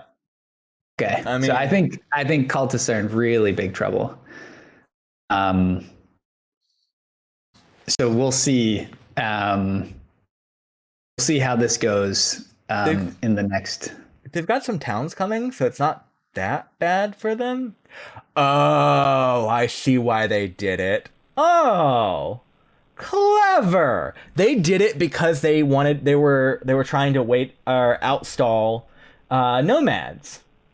Ah. Brilliant. You mean, and when you said you mean take the priest town instead of the one on each town? Yeah, it gave them one more move. Yes, it gave them one more move. And then they did bridge, which they need eventually. So it all worked out nicely. I should have known not to trust myself over 4 of the best players in the world. like normally. But will we learn our lesson, Chris? Will we learn our lesson, Bizzell? I don't think so. No. Heavens no. So here's the problem: is that normally when I'm casting one person, and that one person will make so many mistakes. I mean, you look at any of my Fire 2 open games, we'll take those and I'll make so many mistakes. But 4 people, a lot less mistakes are made. So yeah, it's a time. It's a time over here. All right, so back to this game. What is Europe doing? This game feels really tight though. And just as I was negative about Europe, they've got tons of resources. They are going to win 2 cults. And let's say they win 2 cults and get 2 second places. So even if they get 0 on network, pretty good. You know, it's certainly not nothing for endgame scoring. Yeah. They have so many resources. So, you know, I think they're definitely could still make a push here. An early Fire 2. I figured Water or Air 1 would go before Fire 2. But no, it does not. So yeah, we're interesting question whether they actually needed Fire 2 to 3 town. I would have tried to not. I would have tried to 3 town without Fire 2, but maybe they figured they can just lock up Fire Cult this way. They almost certainly need it, though. They almost certainly need that, because they're going to be able to do 2 more trading posts in one area, 1 more trading post and a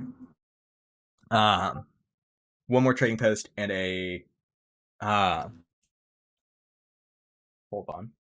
I mean, they just temple, right? Like they I think they could have, but I think they're choosing to prioritize resources in other ways. I think it's totally fine because you're going to get towns sooner. So this is another thing that I think often people underestimate is even if you can do 3 towns without Fire 2, doing it with Fire 2 lets you get better towns because there are a lot of towns coming in this game still. So the good towns, the high scoring towns are going to go. And by doing it with Fire 2, they're going to get better towns also. So I certainly wouldn't call it a mistake. It was an interesting decision. Yeah, very much so. It was an interesting decision, but I agree with you. I don't think it was a mistake. We're seeing there's more of a rush for placing priest on the cult than anything else right now. So because they all want the 2 coins. They all want those 2 coins. So let's add this up and see how many coins people are going to get. So it looks like nomads are going to get 10 out of that. Oh, I'm doing math on stream. Ban myself here. Let's just say if someone takes that last spot, there's going to be 32 coins coming into the game. Ooh, that's a lot of coins. Just that's pretty sweet. So, which again, you need some way to turn that into points. And so I think, some of these, the factions that have Earth 1, Water 1, and, maybe we'll just see some digging increases. I don't know. Yeah, I think it's coming back to a lot of what I was talking about with USA is how are they getting coins again? So is there some crazy world where in the multiverse where Team Europe ends up increasing digging and killing that East town after all for witches at the last second? Oh, there is a crazy world. If I'm USA, I'd start to get, it's not like you're at some point, Team Europe is gonna potentially be mean to you. And anyway, something to keep an eye on, because again, towns are invaluable for everyone, and for witches, it's an extra 5 points too. And so if Europe thinks, it just adds a little bit of value to Europe. It makes it a little more worth their while to kill a town, and they have, they're not going to have a ton to do soon.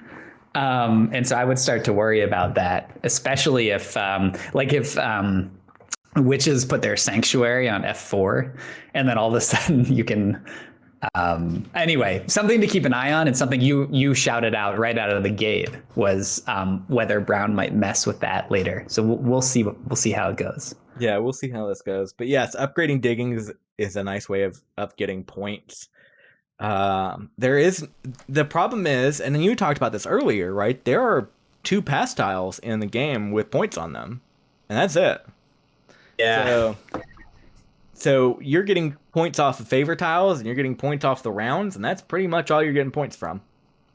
Oh, and then cults and in-game scoring, obviously, but there's one air one left, and otherwise the air ones are gone. So it's gonna be. And now, cultists are very happy to build their big building in the last round here, right? Given that it's 7 points. And I think same for mermaids, given that they need the ship increase anyway to connect.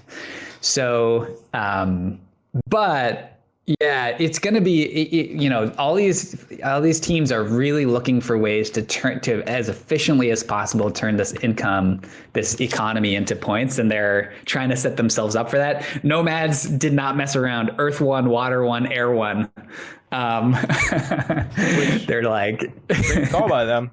Great call.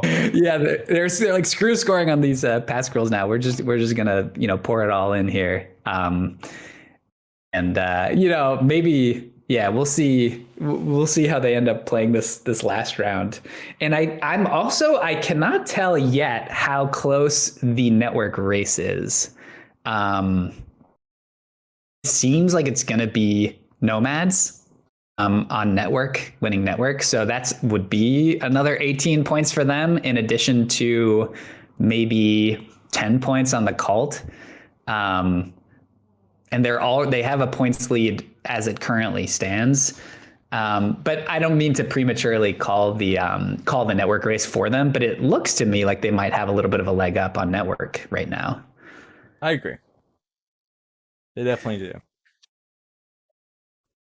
So we see a dig on in the south on that gray. So they're going to try and make. I think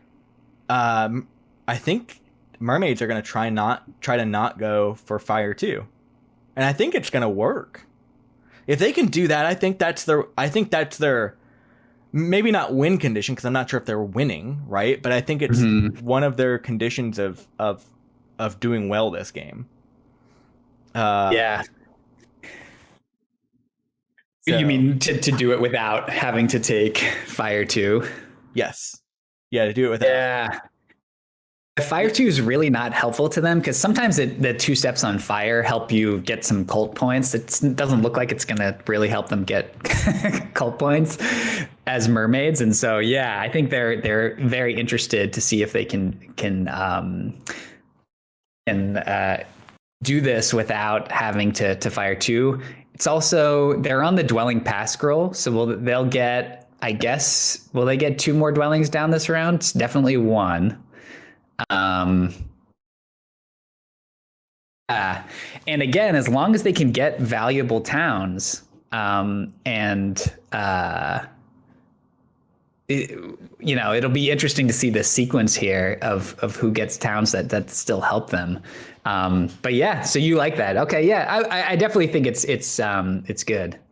It's certainly in the cards for them to be able to 3 town without fire 2. Oh yeah. I think it's great if they can pull it off. Great. If they can't, that's not the end of the world actually for them to not be able to pull it off. But it would be really cool if they could. What is the pass order? Okay, so they are trying to play as slow as humanly possible right now, because they are right after witches, and witches have the other pass tile in the game. So we are going to see them play as slow as humanly possible for the rest of this turn. So, and so Asia is on dwelling scoring and hoping to pass right after Team USA witches, right? And yes. actually, sorry. So right now, so USA, so Europe would get first chance at the TP scroll because Europe's right after USA, and and then USA would get first cut at the dwelling scroll. So USA is in a nice position here of getting a scoring scroll for round 5 and potentially getting first dibs on the mermaid scroll if they can time it right. Of course, as you have been harping on, they're a little coin short relative to their workers. So we'll see how it ends up going. Yeah, it turns out what I was looking at was the connected buildings, which is which is a sad sight to look at, actually, for both of them. 3 connected buildings and 2 and 4 connected buildings. There's certainly 3 and 4. And you thought that was the turn order? I thought that was the turn order. I've looked at this game for hundreds of hours. How am I messing this up still? It's all good. It's all good. So all the newer players that are watching this, think of this moment when you accidentally dig a hex that you shouldn't have dug. Think of that moment. And you're like, that man who was casting, he messed up a UI. So, anyways, all right, back to this game. So do you think that the other teams can slow play USA out of here? Or do you think... Yeah, it's definitely an interesting question. And USA, I'm sure, is also thinking about, well, we could just pass first and take the coin power action and rebalance our economy a little bit. The problem is, again, they don't have great things to do with that economy next round. The other thing I'm a little noticing is they need, as of now, 3 ship to connect, which is they have 1 priest coming in. Yeah, they're gonna have to take Terra. I mean, this is your average witches 3 town in the game where you have to get 3 ship. It's a nightmare where you have to take 2 shipping towns and be very sad because you get 9 points for each town. So you basically just get a regular town. If they do go the route of like passing first, taking coins, maybe there's some weird. It's tough. I think there's definitely some awkwardness to the end game here, for witches potentially, but they're get inching closer to safely locking up that East town, and I don't think Europe's gonna increase digs soon enough to threaten that town, so they should be okay. So Lizzie's had a report for 8 minutes now. Oh, where are we talking? Let's get the star of the show in here. Sorry, I just looked at my Discord notification. Oh. All right, here we go with Lizzie with a report. Wow, I have been waiting 8 minutes to give this report, so thanks for that, guys. By the way, the Fakirs are now trying to fly a Boeing 747. So I don't know if it's going to be successful. They're trying real hard. Bless their hearts. Anyway, I have a double report. This is very exciting.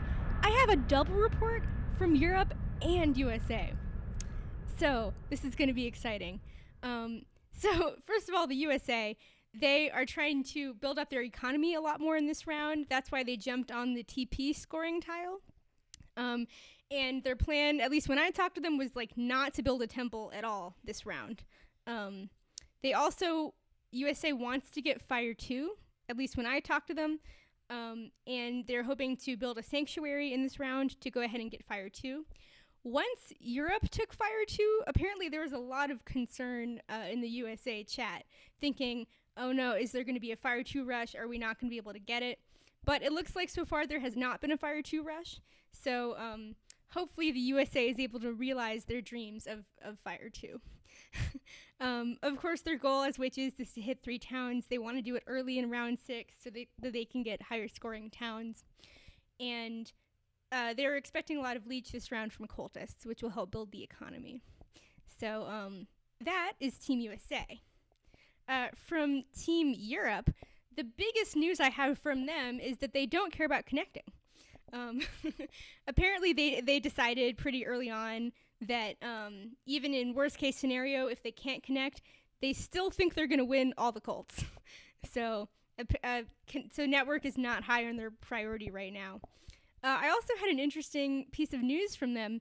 Apparently, Halai spent about 30 seconds just describing the weather in Germany right now, which, I'm sure is very relevant to their gameplay. But it sounds like they're having a fun time over there in the Europe chat. Cool, calm, and collected. They're in their zone right here. That's good. Yeah, they're so calm. They're just talking about the weather. So, apparently, early on the game, they had decided. I had asked them about not having Earth 1. If that was an issue for them. Apparently, they had actually decided not to take Earth 1 if they could get the double dig, which they did. So apparently that was the plan all along for them. Love it. Yep. That's good because they didn't have the chance. Yeah, you know what? They can say it was the plan. Was it really the plan? We don't know. Well, yeah. We'll know eventually. The realistic plan. Yeah, so we'll know eventually whether that was their plan or not, and that gets me to a big reveal we'll do in just a little bit. So, but yeah, thank you very much, Lizzie, for your reporting. We look forward to hearing from you soon in the hopefully immediate future. We'll figure it out. Yes, maybe next time I won't have to wait 10 minutes for you guys to notice that I'm here. 8 minutes. Thank you very much. Okay. I'll talk to you guys soon. Bye. See you, Lizzie. Sorry about that. I'm not. Ruthless.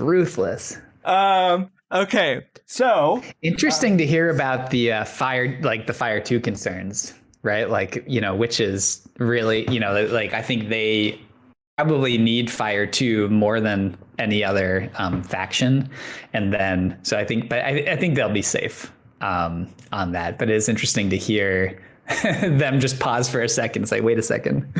I think it probably happened after Europe took it, and they're like, oh wait, are we gonna have a rush of this? What happened here? Yeah. But it looks like Canada is gonna have just a good enough game to not worry about it, which is phenomenal. God, Canada's game's so good. Canada's game's so good.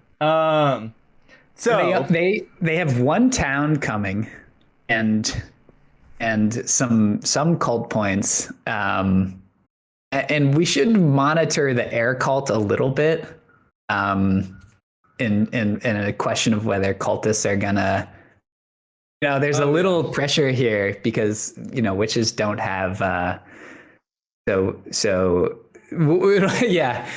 actually, and cultists do have 3 keys. Right, so they can just go to the top when they want, whereas witches have no keys; they have no towns yet, and so we'll see if it puts some awkward pressure on that for Team USA. You feel like Team Canada is the front runner here? Oh, absolutely! Like by far, they are the front runner in this game. They're by far. They have okay. So let's talk about their game so far. They have. They're going to be getting a bunch of coins next round. They're going to have all their trading posts out. They're going to have infinity workers. They're going to win network, and they're going to be building two trading posts next turn. Or not 2 trading, but they're going to be building a sanctuary, and then maybe, just maybe, a stronghold. No, maybe, I don't know. But it's good. It's a really good game from them. So I think the only thing that's gonna hinder them is the fact that they're basically playing a vanilla faction at this point in time, and they're like you were talking about before. The scoring is very difficult. So yeah, So so like as opposed to mermaids who have 2 towns coming, right? Like nomads have 1 town coming, which is fine, and witches have 3 towns coming, it gets an extra 15, 5 points with each of those. So, but you look at the scoreboard and you see, like a 32-point gap between witches and nomads right now. So that's where you're kind of saying, yeah, sure, give credit to witches for that. I'll still take nomads' position here. That's kind of what you're thinking. Yeah, I mean, and also witches are not guaranteed any of these towns. They're guaranteed one of these towns, but that's it. Whereas all of the scoring that I've said for nomads is pretty dang guaranteed. So that's I mean, 2 towns are a lock for witches, but anything. The 3rd town is iffy. The 3rd town is very, very iffy. Now it's pretty. Did you say it's pretty safe? In the scheme of things. That's fair. I guess I'm being a little too hard on them, but yeah, it's gonna be. They are really thinking. I mean, all these teams are running their clocks way down. They're really thinking about this passing game here, and I think this is kind of the product of there being only 2 scoring pass girls. They're like trying to figure out how to land on one of these for the last round, and the fact that last round isn't a round that's great for scoring otherwise. So like, look at the clock time for all of them. It's really, really low. So they're, nobody wants to, little do they know, just taking a long time to make your turn doesn't actually, it doesn't count as waiting out someone else. USA being speedy boys over here. A minute and 10 before. So yeah. And I'll tell you, we at one point were like, should we make this time normal? So right now we're going on fast time speeds, which is 40 seconds, I think, per turn, something to that extent. And we said, maybe we should make it normal for these people. We would have had a 4-hour game. We're already at the 2-hour mark. Yeah. So we're going to see another TP here from witches, right? I don't know how they'll plan exactly to convert. But I would think we're going to see another TP here. Oh, yeah. We're seeing another trading post. 100% we're seeing another trading post. Okay. And, but looks like, I mean, kind of running out of moves here to some extent, some of these folks. I guess there's a fair amount of priests still out there. So people could putz around with those if they want to. But yeah, they're really trying to figure out. So there's the TP for witches on E9. Now, if you pass first, you're going to land probably on one of those big, certainly on one of those big piles of coins, which is pretty nice. Yeah. So I guess the problem, of course, is that like nobody's dying for those coins. Everyone's dying for points. Because there's just so much money coming into the game off the cult at the end of this round that their priorities are elsewhere. Yeah, absolutely. So we're looking at, humorously enough, even though they are by far the strongest on the cult board, cultists have the fewest priests on the cult track. They only have 2 on the cult track. So, is there a chance cultists had a swoop air right now? Oh, they do. And it crushes any hopes and dreams USA had. They almost certainly. Yep. Here it comes.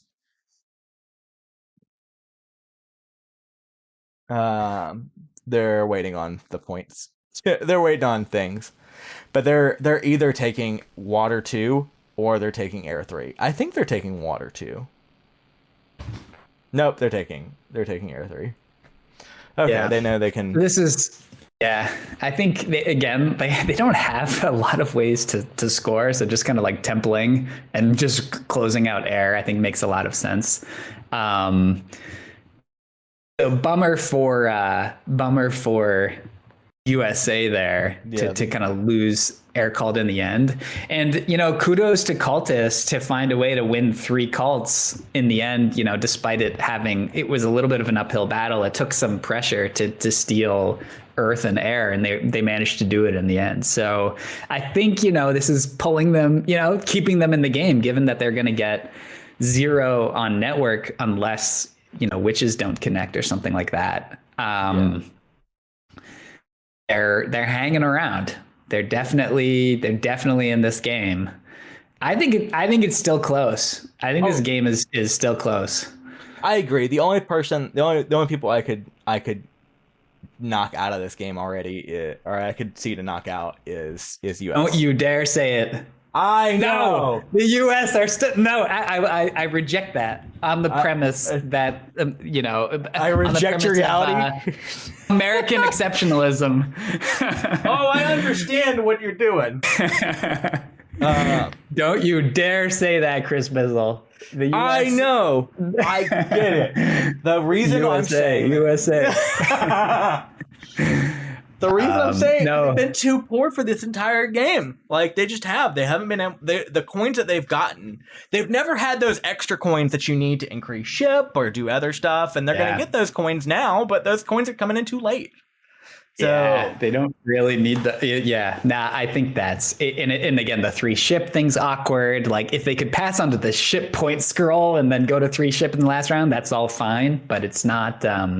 And then it's not like they're going to win network here, right? So I think it's definitely turned into sort of a tricky one. And it's a game where I'll look back. I think there was just not enough scoring in the mid game for witches. Like, and I'll have to go back and look at exactly where they kind of it didn't, because there's plenty of leech for them. Right? Like, they got tons of leech this game from cultists in the East. So it's not like, and also right in that center. So it wasn't like they got leech starved. I think it was just kind of awkward for them to score in the mid game without kind of like killing their economy and things like that. So I can't quite as of now say like, they went wrong here, right? Because the great thing was that they had locked up these 3 town spots super, super early. So usually that's a good sign, but it ends up not turning into enough points on the board in hand. Hey, let's just wave our magic wand and add 15 points to their score. Which is the witch points for the 3 town. and then say, like, they have 3 towns coming. No one else has 3 towns coming.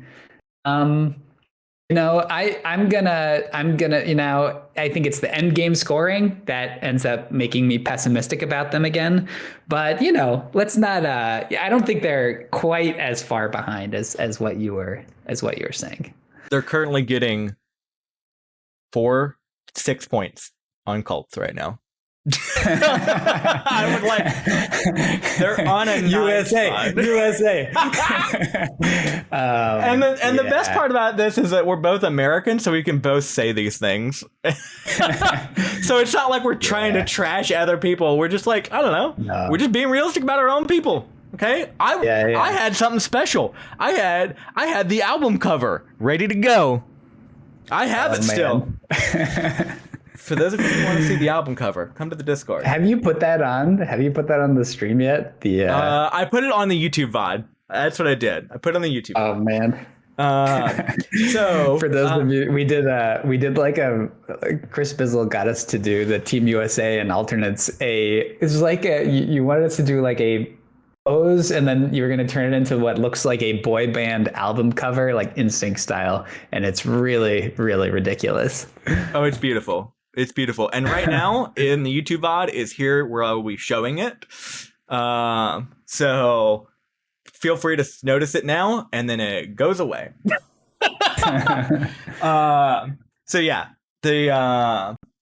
I'm super impressed by how, and a little bit surprised by how Team Asia recovered from that really horrible situation in round 2 where they had to 3-worker dig on C3. they totally landed on their feet. And I think that looked like such a bad situation for them. And like, they've really made something out of it here.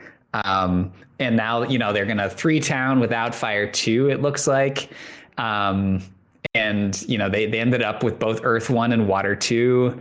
I don't know. It worked out quite nicely for mermaids in a way that I thought they just would have too much of an uphill battle, given that I don't think, right, like 3-worker digging on C3 at the beginning of round 2 is not something that you're like sitting in the auction being like baking that into your valuation of factions.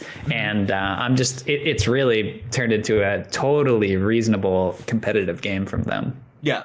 I think, okay, so let's talk about Asia real quick and seeing what they would do. I think at this point, you pass. Because of the 2 players that are getting a... Never mind. I just realized that Europe's getting a pass down no matter what. All right, I had this great big plan, and it was beautiful, and then I said, guess it's not happening. So I guess maybe you still pass to get coins? Do you need coins? You kind of need coins. But they can't. They only have 4 power. Oh, you mean coins on the pass scroll? Yeah, they need the coins on the pass scroll. Yeah. Otherwise, what are they getting? Disaster for them is like cultist passing, taking the 7 coins, and then having to pass and really having nothing helpful to pass on to. But I guess you're counting out your moves. They have 2 priests in hand. So I guess, they have 2 moves they could do. Witches are, it doesn't look like it doesn't look like Team Asia's getting that TP pass scroll, right? No, it does not. They don't. They're like almost guaranteed. So I guess then if your team, so now the question is, do you wait it out so that witches don't get your dwelling scroll? Or do you just pass now onto the 7 coins and get a little tempo on getting better scoring towns, for example, next round? I'm guessing the answer is that then depends on how much of a threat you think witches are. And this is where, like, if it's like if it was down to mermaids versus witches or something like that, and the other 2 were behind, you might actually wait them out. Mm-hmm. Whereas if you think witches are the least threat, you probably pass now and just grab the coins. Yeah, I think you do. You go okay. They go up air call. Okay, that's fine. That's totally. You're gonna wait one. They're gonna try and wait it out one more. Which see what happens. Is fine. A lot of this is just it's okay. So witches now need to pass. Yeah, witches now need to pass and take the either build the dwelling first or just go ahead and pass. Interesting. Okay, they don't. They build the dwelling first. Okay, they're gonna force everyone to use all their stuff. They're really forcing people here. That's really what's happening. Yeah. Well, they're gonna improve their income a little bit. And yeah, I suppose like they're dictating all of this, so as well. Yep.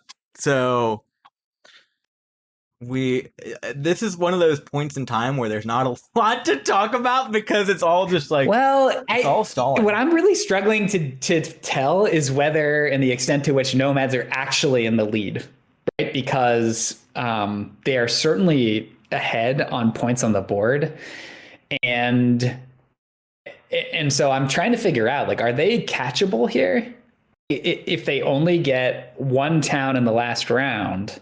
Mm-hmm. If they can't really gain cult points from where they are right now, I'm trying to figure out if someone can put some, not to be anti-Canada here, but I'm kind of trying to figure out if someone can catch them. And I guess it comes down to also the extent to which, like, I think mermaids are putting a little pressure on network potentially here. Is that fair? Yeah, I agree. Like, I think there's going to be a little network like I think it'd be interesting to see here because I think that's an example of something that could tip the scale a little bit one way or the other. In terms of network. Now there's yellow there's a southwest vacant desert yellow on each one that they could get to depending on digging, shipping, and sandstorming in the last round. And mermaids have that I-4 hanging out, so that's southern blue that's obviously they're going to build on soon. But after that, it's going to involve digging, either increased digging or power digging to gain more territory. And so we'll see. Well, I think that then it gets very interesting if mermaids can start stealing some network points from Canada. All of a sudden, my outlook on the end game here changes a bit. Very fair. Very, very fair. We're now going. Oh, I have been disconnected. Duly noted. It does not like me. And we're back. And we're back. I will try to go back to being a neutral commentator because I blatantly cheering for Team USA. My wife is on Team Asia. She's on Jekyll's playing with Deep Finesse and Fire X, who's playing from Singapore. And who's the fourth player today for Team Asia? Is it Anoop? Yeah, Anoop. Or so playing in I think is he in India or he might be in the US, but he's Indian citizen. Yeah. So anyway, and then I'm half German and part of my family lives in Europe. So if you're gonna accuse me of bias against a team, I suppose it's Canada. Yeah. That's why. So apologies to the Canadians, and I'm sure they're displeased with me for trying to figure out a way for one of the other three teams to reel them in here. Yeah. That's the real problem. What favorite tile are they taking? Water 2? Oh. Yeah. That's well, and this is the other great thing about the Nomad's position here is with Earth 1, Water 1, Air 1. It's like everything they do here is going to kind of score for them and big buildings will score for them in the round. You're right. TPs will score for them on favor and dwellings on the favors. So everything's just points. So I think that part, in that sense, it's kind of gravy this last round for Team Canada. Agreed. It is beautiful for them. So they've got 13. They got 13 structures out. They're about to put another one down. That'll be 14. That's math. So not to show off. So can Asia pass them on points? Because I think Asia is the only one who can pass them on points because they have a combination of a little teeny bit of cults and some. They have a combination of some cults and some network. Thank you.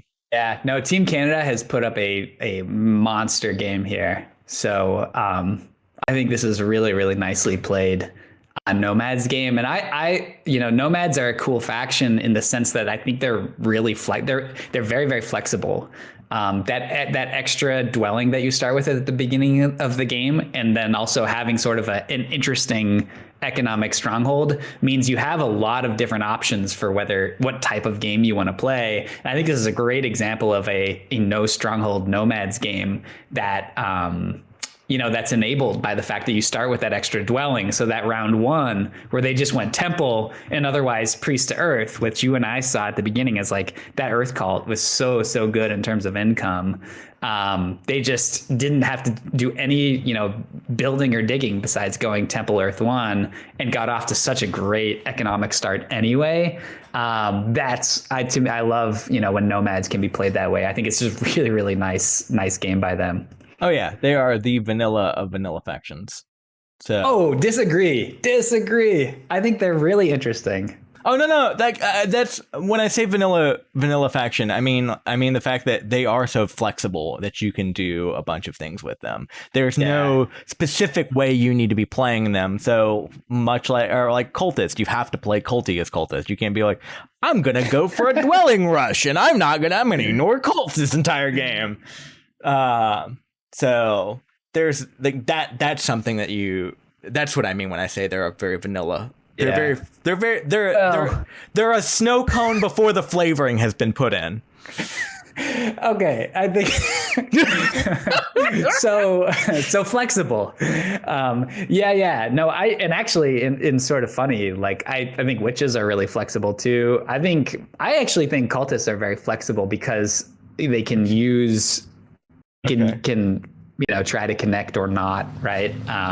They can be very economic. Anyway, we don't have to go into that. But no, it's fine. It's fine. Yeah. I would love to hear it. The only thing I have is that we're now 3 minutes late for a report from oh crap! From Lizzy. Oh crap! She's gonna have our heads. Love this. Yeah. Oh, it's fine. We only got 3 minutes. If I'd have let you finish that one, we'd been at least 4. No. I want Lizzy. I get it. All right, hold on. If that was a report from Lizzy, here she is on Canada. Hey guys. By the way, the Fakirs are now landing their Boeing 747. So good for them. They succeeded at an amazing flight experience. But anyway, I have a report from Team Canada. I was listening in on their conversation after I was seeing how strong their game has become. So, and they were having a fascinating discussion on basically 2 different lines of play that they could take in this round to finish out the game. Line 1, Sanctuary and Stronghold, no advanced digging. They figured out that they would net a total of 22 points from that line versus the other line, Sanctuary and double advanced dig. And they figured out that they would get 24 points from that line of play. So they were doing all these technical calculations. They said, okay, well, a Sanctuary and double advanced dig is 2 points better. Maybe we should do that instead of the Sanctuary and the Stronghold. But then they thought, well, wait a minute, we're going to need to get a worker town if we want to go that route. And so then they were debating, well, do we want to leave the priest town open to other people? So they're having this big debate about which line they should go for. They went ahead and built that Sanctuary because they're still stalling on figuring out which one they're going to do. Because both of the plans involved a Sanctuary. So they were like, you know what, let's just do the Sanctuary. We'll figure out what we're doing after that. Oh my gosh. I think every Terra Mystica player can relate to that feeling of like, I actually don't know what to do. Let me just do this move and maybe someone else's actions will make this decision for me because I'm being indecisive. Yep. Right. That's yeah, hilarious. So that's really interesting insight. Yeah, I'm so curious to see if they end up going for the Stronghold or if they end up going for the double advanced dig. All right, we'll figure that out. That's my report. Thanks, Lizzy. All right. I heard some airport traffic behind in the background there. So we're getting it from the tarmac or whatever it's called. Yeah, we're getting it from the tarmac at flight school. That's the real deal right there. Oh yeah, they've gone from carpets to Top Gun. They're now real Top Gun. This is Top Gun. I like it. They're in the danger zone. Sorry. Bizzell, you can be my wingman any day. Okay. All right. Oh, all right. Back to this game. Where we haven't seen anything update for a little bit. All right. So, yeah. We see witches have gone stronghold in the north, towned up for a ship town. And they've also they got their sanctuary town in the south for the one on each. So the valuable towns have gotten snapped up as we said they would. Where did the 11-point town land? Looks like it landed in the east to cultists.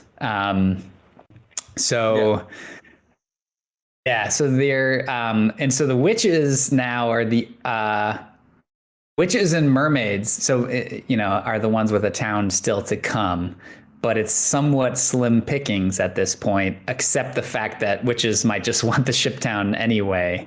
Or I guess or coin town, I suppose, because they do have 2 priests in hand.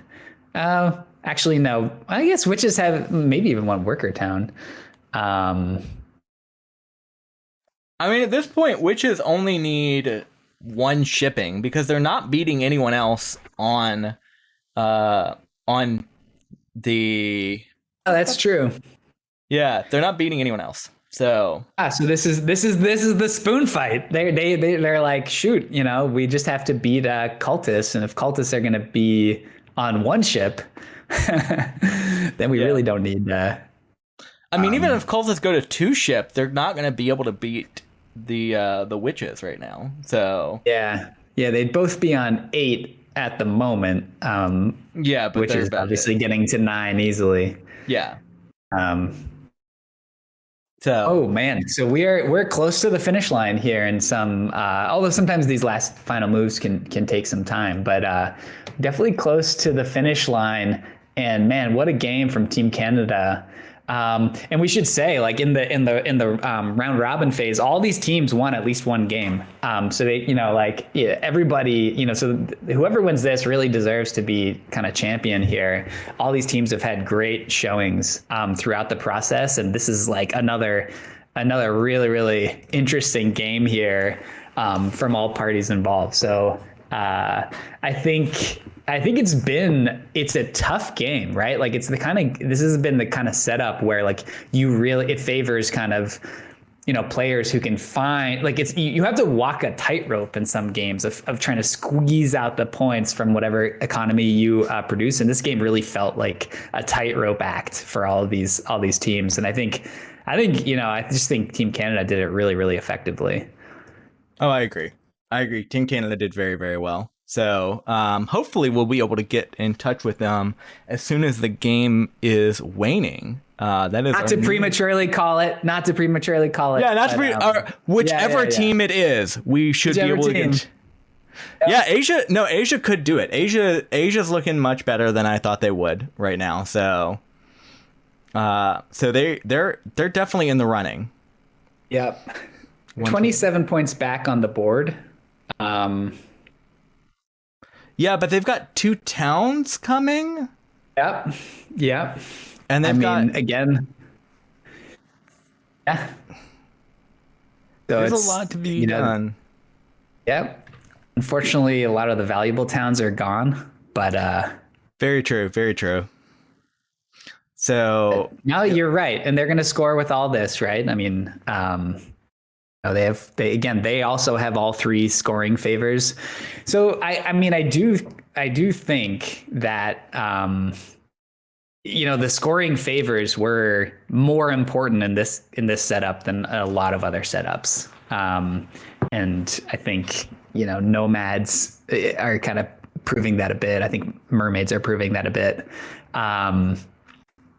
And yeah, no, it's been I think I am a little surprised how tough the game turned out to be for witches, although, they're definitely, quitting themselves nicely here in the end. And, when witches, when you get 3 towns like this, it's always, like that extra 15 points that you just get from towning up and is really sweet. I think they have gone to 2 ship here. Mm-hmm. So it does look like they're going to try to do the big connect. Love a big connect.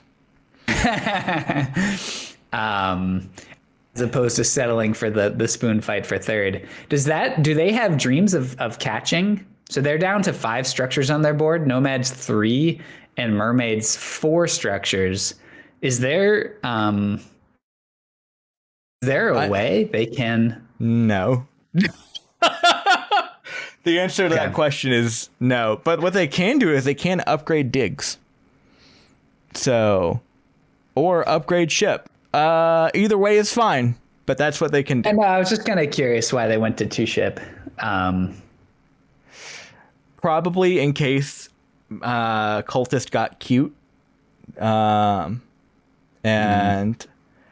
it looks like Cultist are not getting cute, so that's nice. It's a that's the only thing I can think of. Sure. It's not a big thing. I was They advanced shipping. They can't put another dwelling out, so I don't know what. I guess it's it's less points. So yeah, I got nothing. On this one, and I will continue to have nothing for a long time. So. All right, back to the game. Thanks, Chris. That's what you hired me for. Big analysis. So it looks like mermaids are going to go to 5 ship. Is that at least 4 ship? Yeah. Which not bad. Not bad for them at all. I mean, it is nice to have that in your pocket. It's a pretty efficient way to score at the end with just kind of coins and pre's when you don't really have good uses for those. You just get 4 points for getting to 4 and 5 points for getting to 5 is pretty nice. Looks like they'll get to the 4th step, unless I'm missing something. So after the ship increases, USA does kind of just settle for 3rd on network. Yep. So it looks like Asia is now 4. Here we are. Yeah, Asia's a little bit behind. I'm not going to say number, because I can't do math. I can't do math and then tell people to do it as well. So, okay. So that's right. But here we are. We're in the final throes of the world championship of Team Terra Mystica. Who is going to go down as legends for the rest of time? Yep. Let's see. I hope I pulled the right. Here we go. Here comes. I love how you hype this up passing out so fast, and yet we're still just hanging out. Here we go. Final scoring. And huge congrats to all these teams, and big thanks to them for kind of awesome games all through the process. So shout out to I think we didn't name the Team USA play. I think we named the other teams, but also shout out to kind of Rainier, Lumen, Nerdcube. I think L Jazz is the 4th player today. Sprockets also being on the team. Gartix for Team USA. So shout out to you guys as well. Awesome job to all the teams, and here we go. Yeah. And now we're in it. It looks like Canada's monster score. Score. Let's go ahead and see if we can listen in on them. And Team Asia. The coolest game as well. Oh, it's the 5 power priest in round 1. That was sick. That was so sick. Yep. Nomads are just OP. Nomads OP. Yep. Oh, They've won 3 out of the 6 matches. Yep. Man, unreal. Fantastic. Oh, we're almost at 500 ELO. That will have been the cherry on top. Yeah. Oh, no, it doesn't matter. Yeah. I'm so happy right now. Au Canada, terre de nos aïeux. Okay. I saw. Okay. Yes. We're gonna go get Lizzy, some. Was dropping in every once in a while. I wonder what she said. I can't wait to rewatch the stream after. Oh, I didn't know. Go ahead and get somebody in just a second. Drop into the chat, so she was definitely listening to what we were saying. All right. All right, so let's go ahead and any thoughts on the game before we try and bring somebody in from the team? I mean, I think, probably move of the game, most interesting, surprising move of the game is that is the 5 power priest, right? Like getting 2 priest to cult as nomads, having 0 in hand in round 1 is super unusual, and I think almost very, very few players would do that, would take 3 power priests, put it to earth, and then 5 power priests to earth again. I just think that is that's a good, super creative play, and something that you'll very rarely see in a winning Terra Mystica game. And it was pretty brilliant. So I think that is the most unique, interesting decision probably of the entire game. Oh yeah, absolutely. And that's probably what won them the game overall. I think that whole sequence of events was absolutely incredible from them. So very well done on their part. And I can't wait to... silver medal goes to Team Asia. So congrats, and and bronze medal to Team Europe, and all teams really nicely done. Super fun watching the game. So congrats to everybody involved.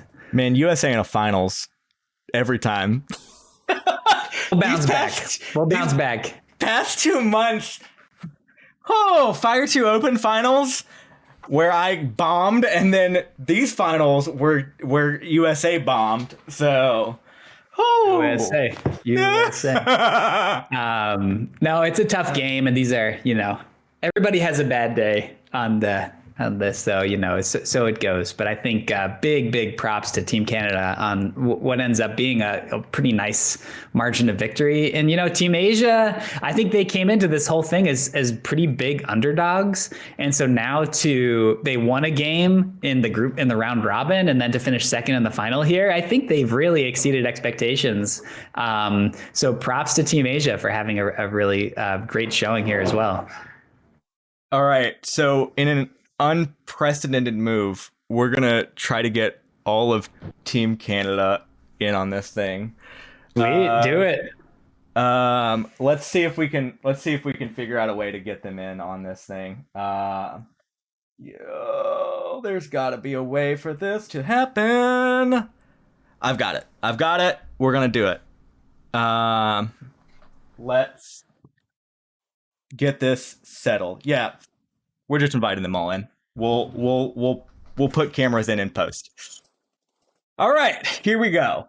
I will meet you in their voice chat. That's what we're gonna do. I'll meet you there.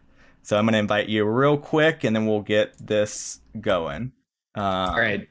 There you go. Meet you there in just a second. Until then, I'll see you in a second.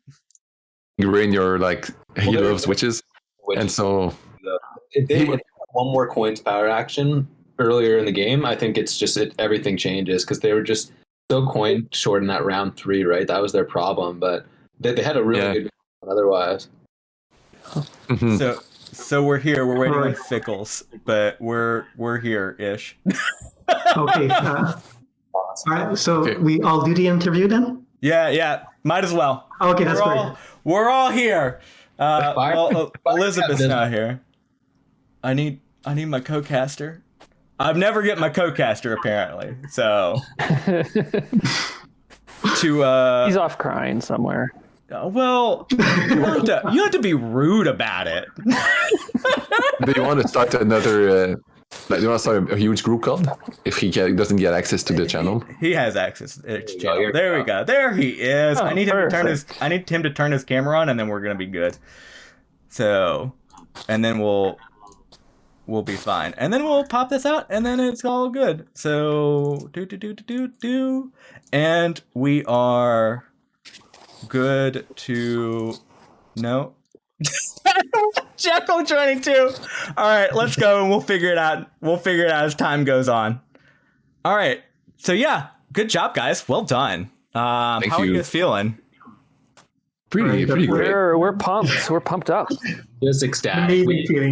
We were fired up at the end of it, and we gave you the nod at the end there, the 2 steps up the fire call, just for Chris Bizzell hosting the tournament. Is that what that was for? That's so beautiful.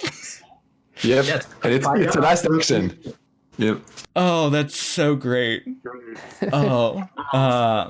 So what was huge congrats. This is Dan, MrFickles here. Huge congrats to Team Canada. Loved the game. Thanks. And was really, really impressed with your ability to crank up, to secure scoring favors, because it was going to be a tricky scoring game given the setup, and then still get that monster economy going. So you guys started the game with the 4 coins, 1 step pass scroll, and then went 3 power priest, 5 power priest to earth. Crazy opening. Did you guys talk us through that decision, that thought process? Because that was really, really cool.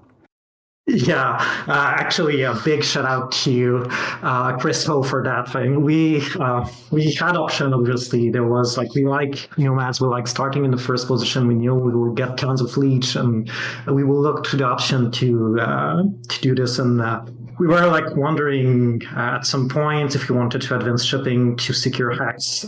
So we were. I think Danny B was like, should we use 5 hour freeze to advance ship? And then Chris O said, well, we 5 hour freeze, but to send it to Earth. And, that's that when he suggested that, it just all clicked. And I think that was one of the very, very defining moments of this game, really. Yep.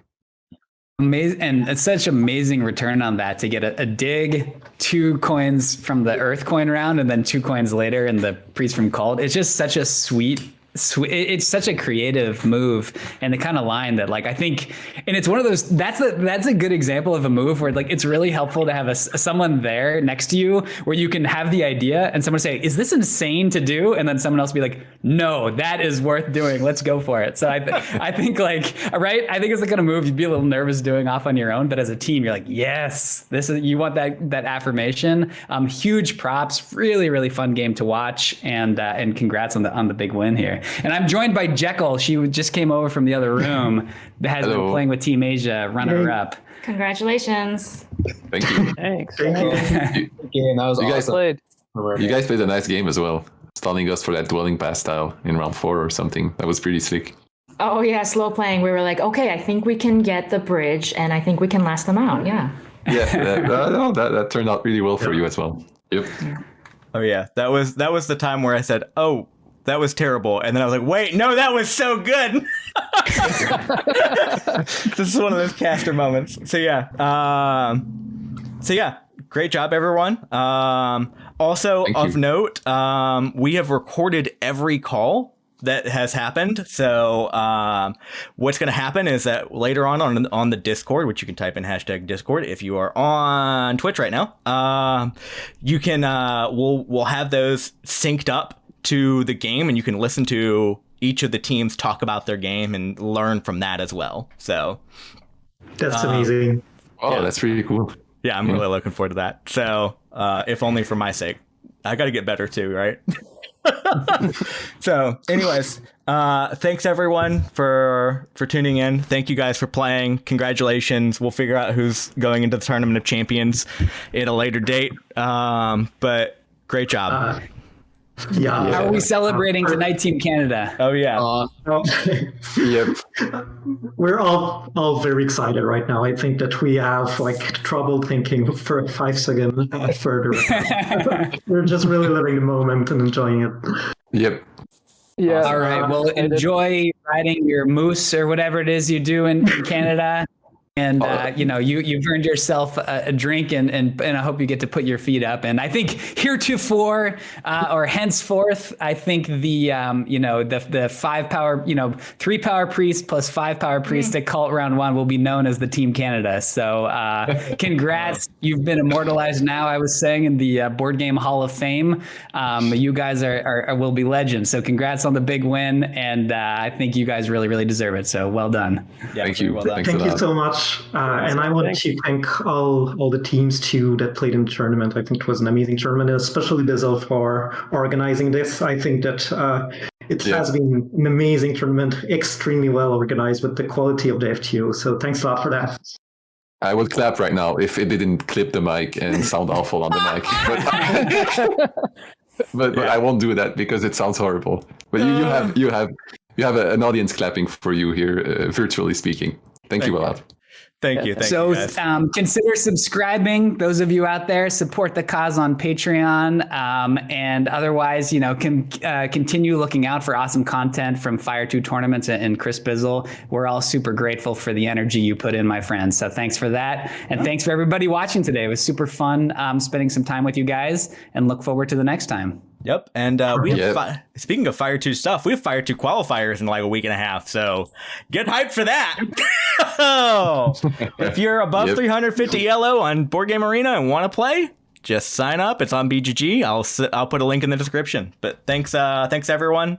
Looking forward to the next tournament, and have a wonderful day, everyone.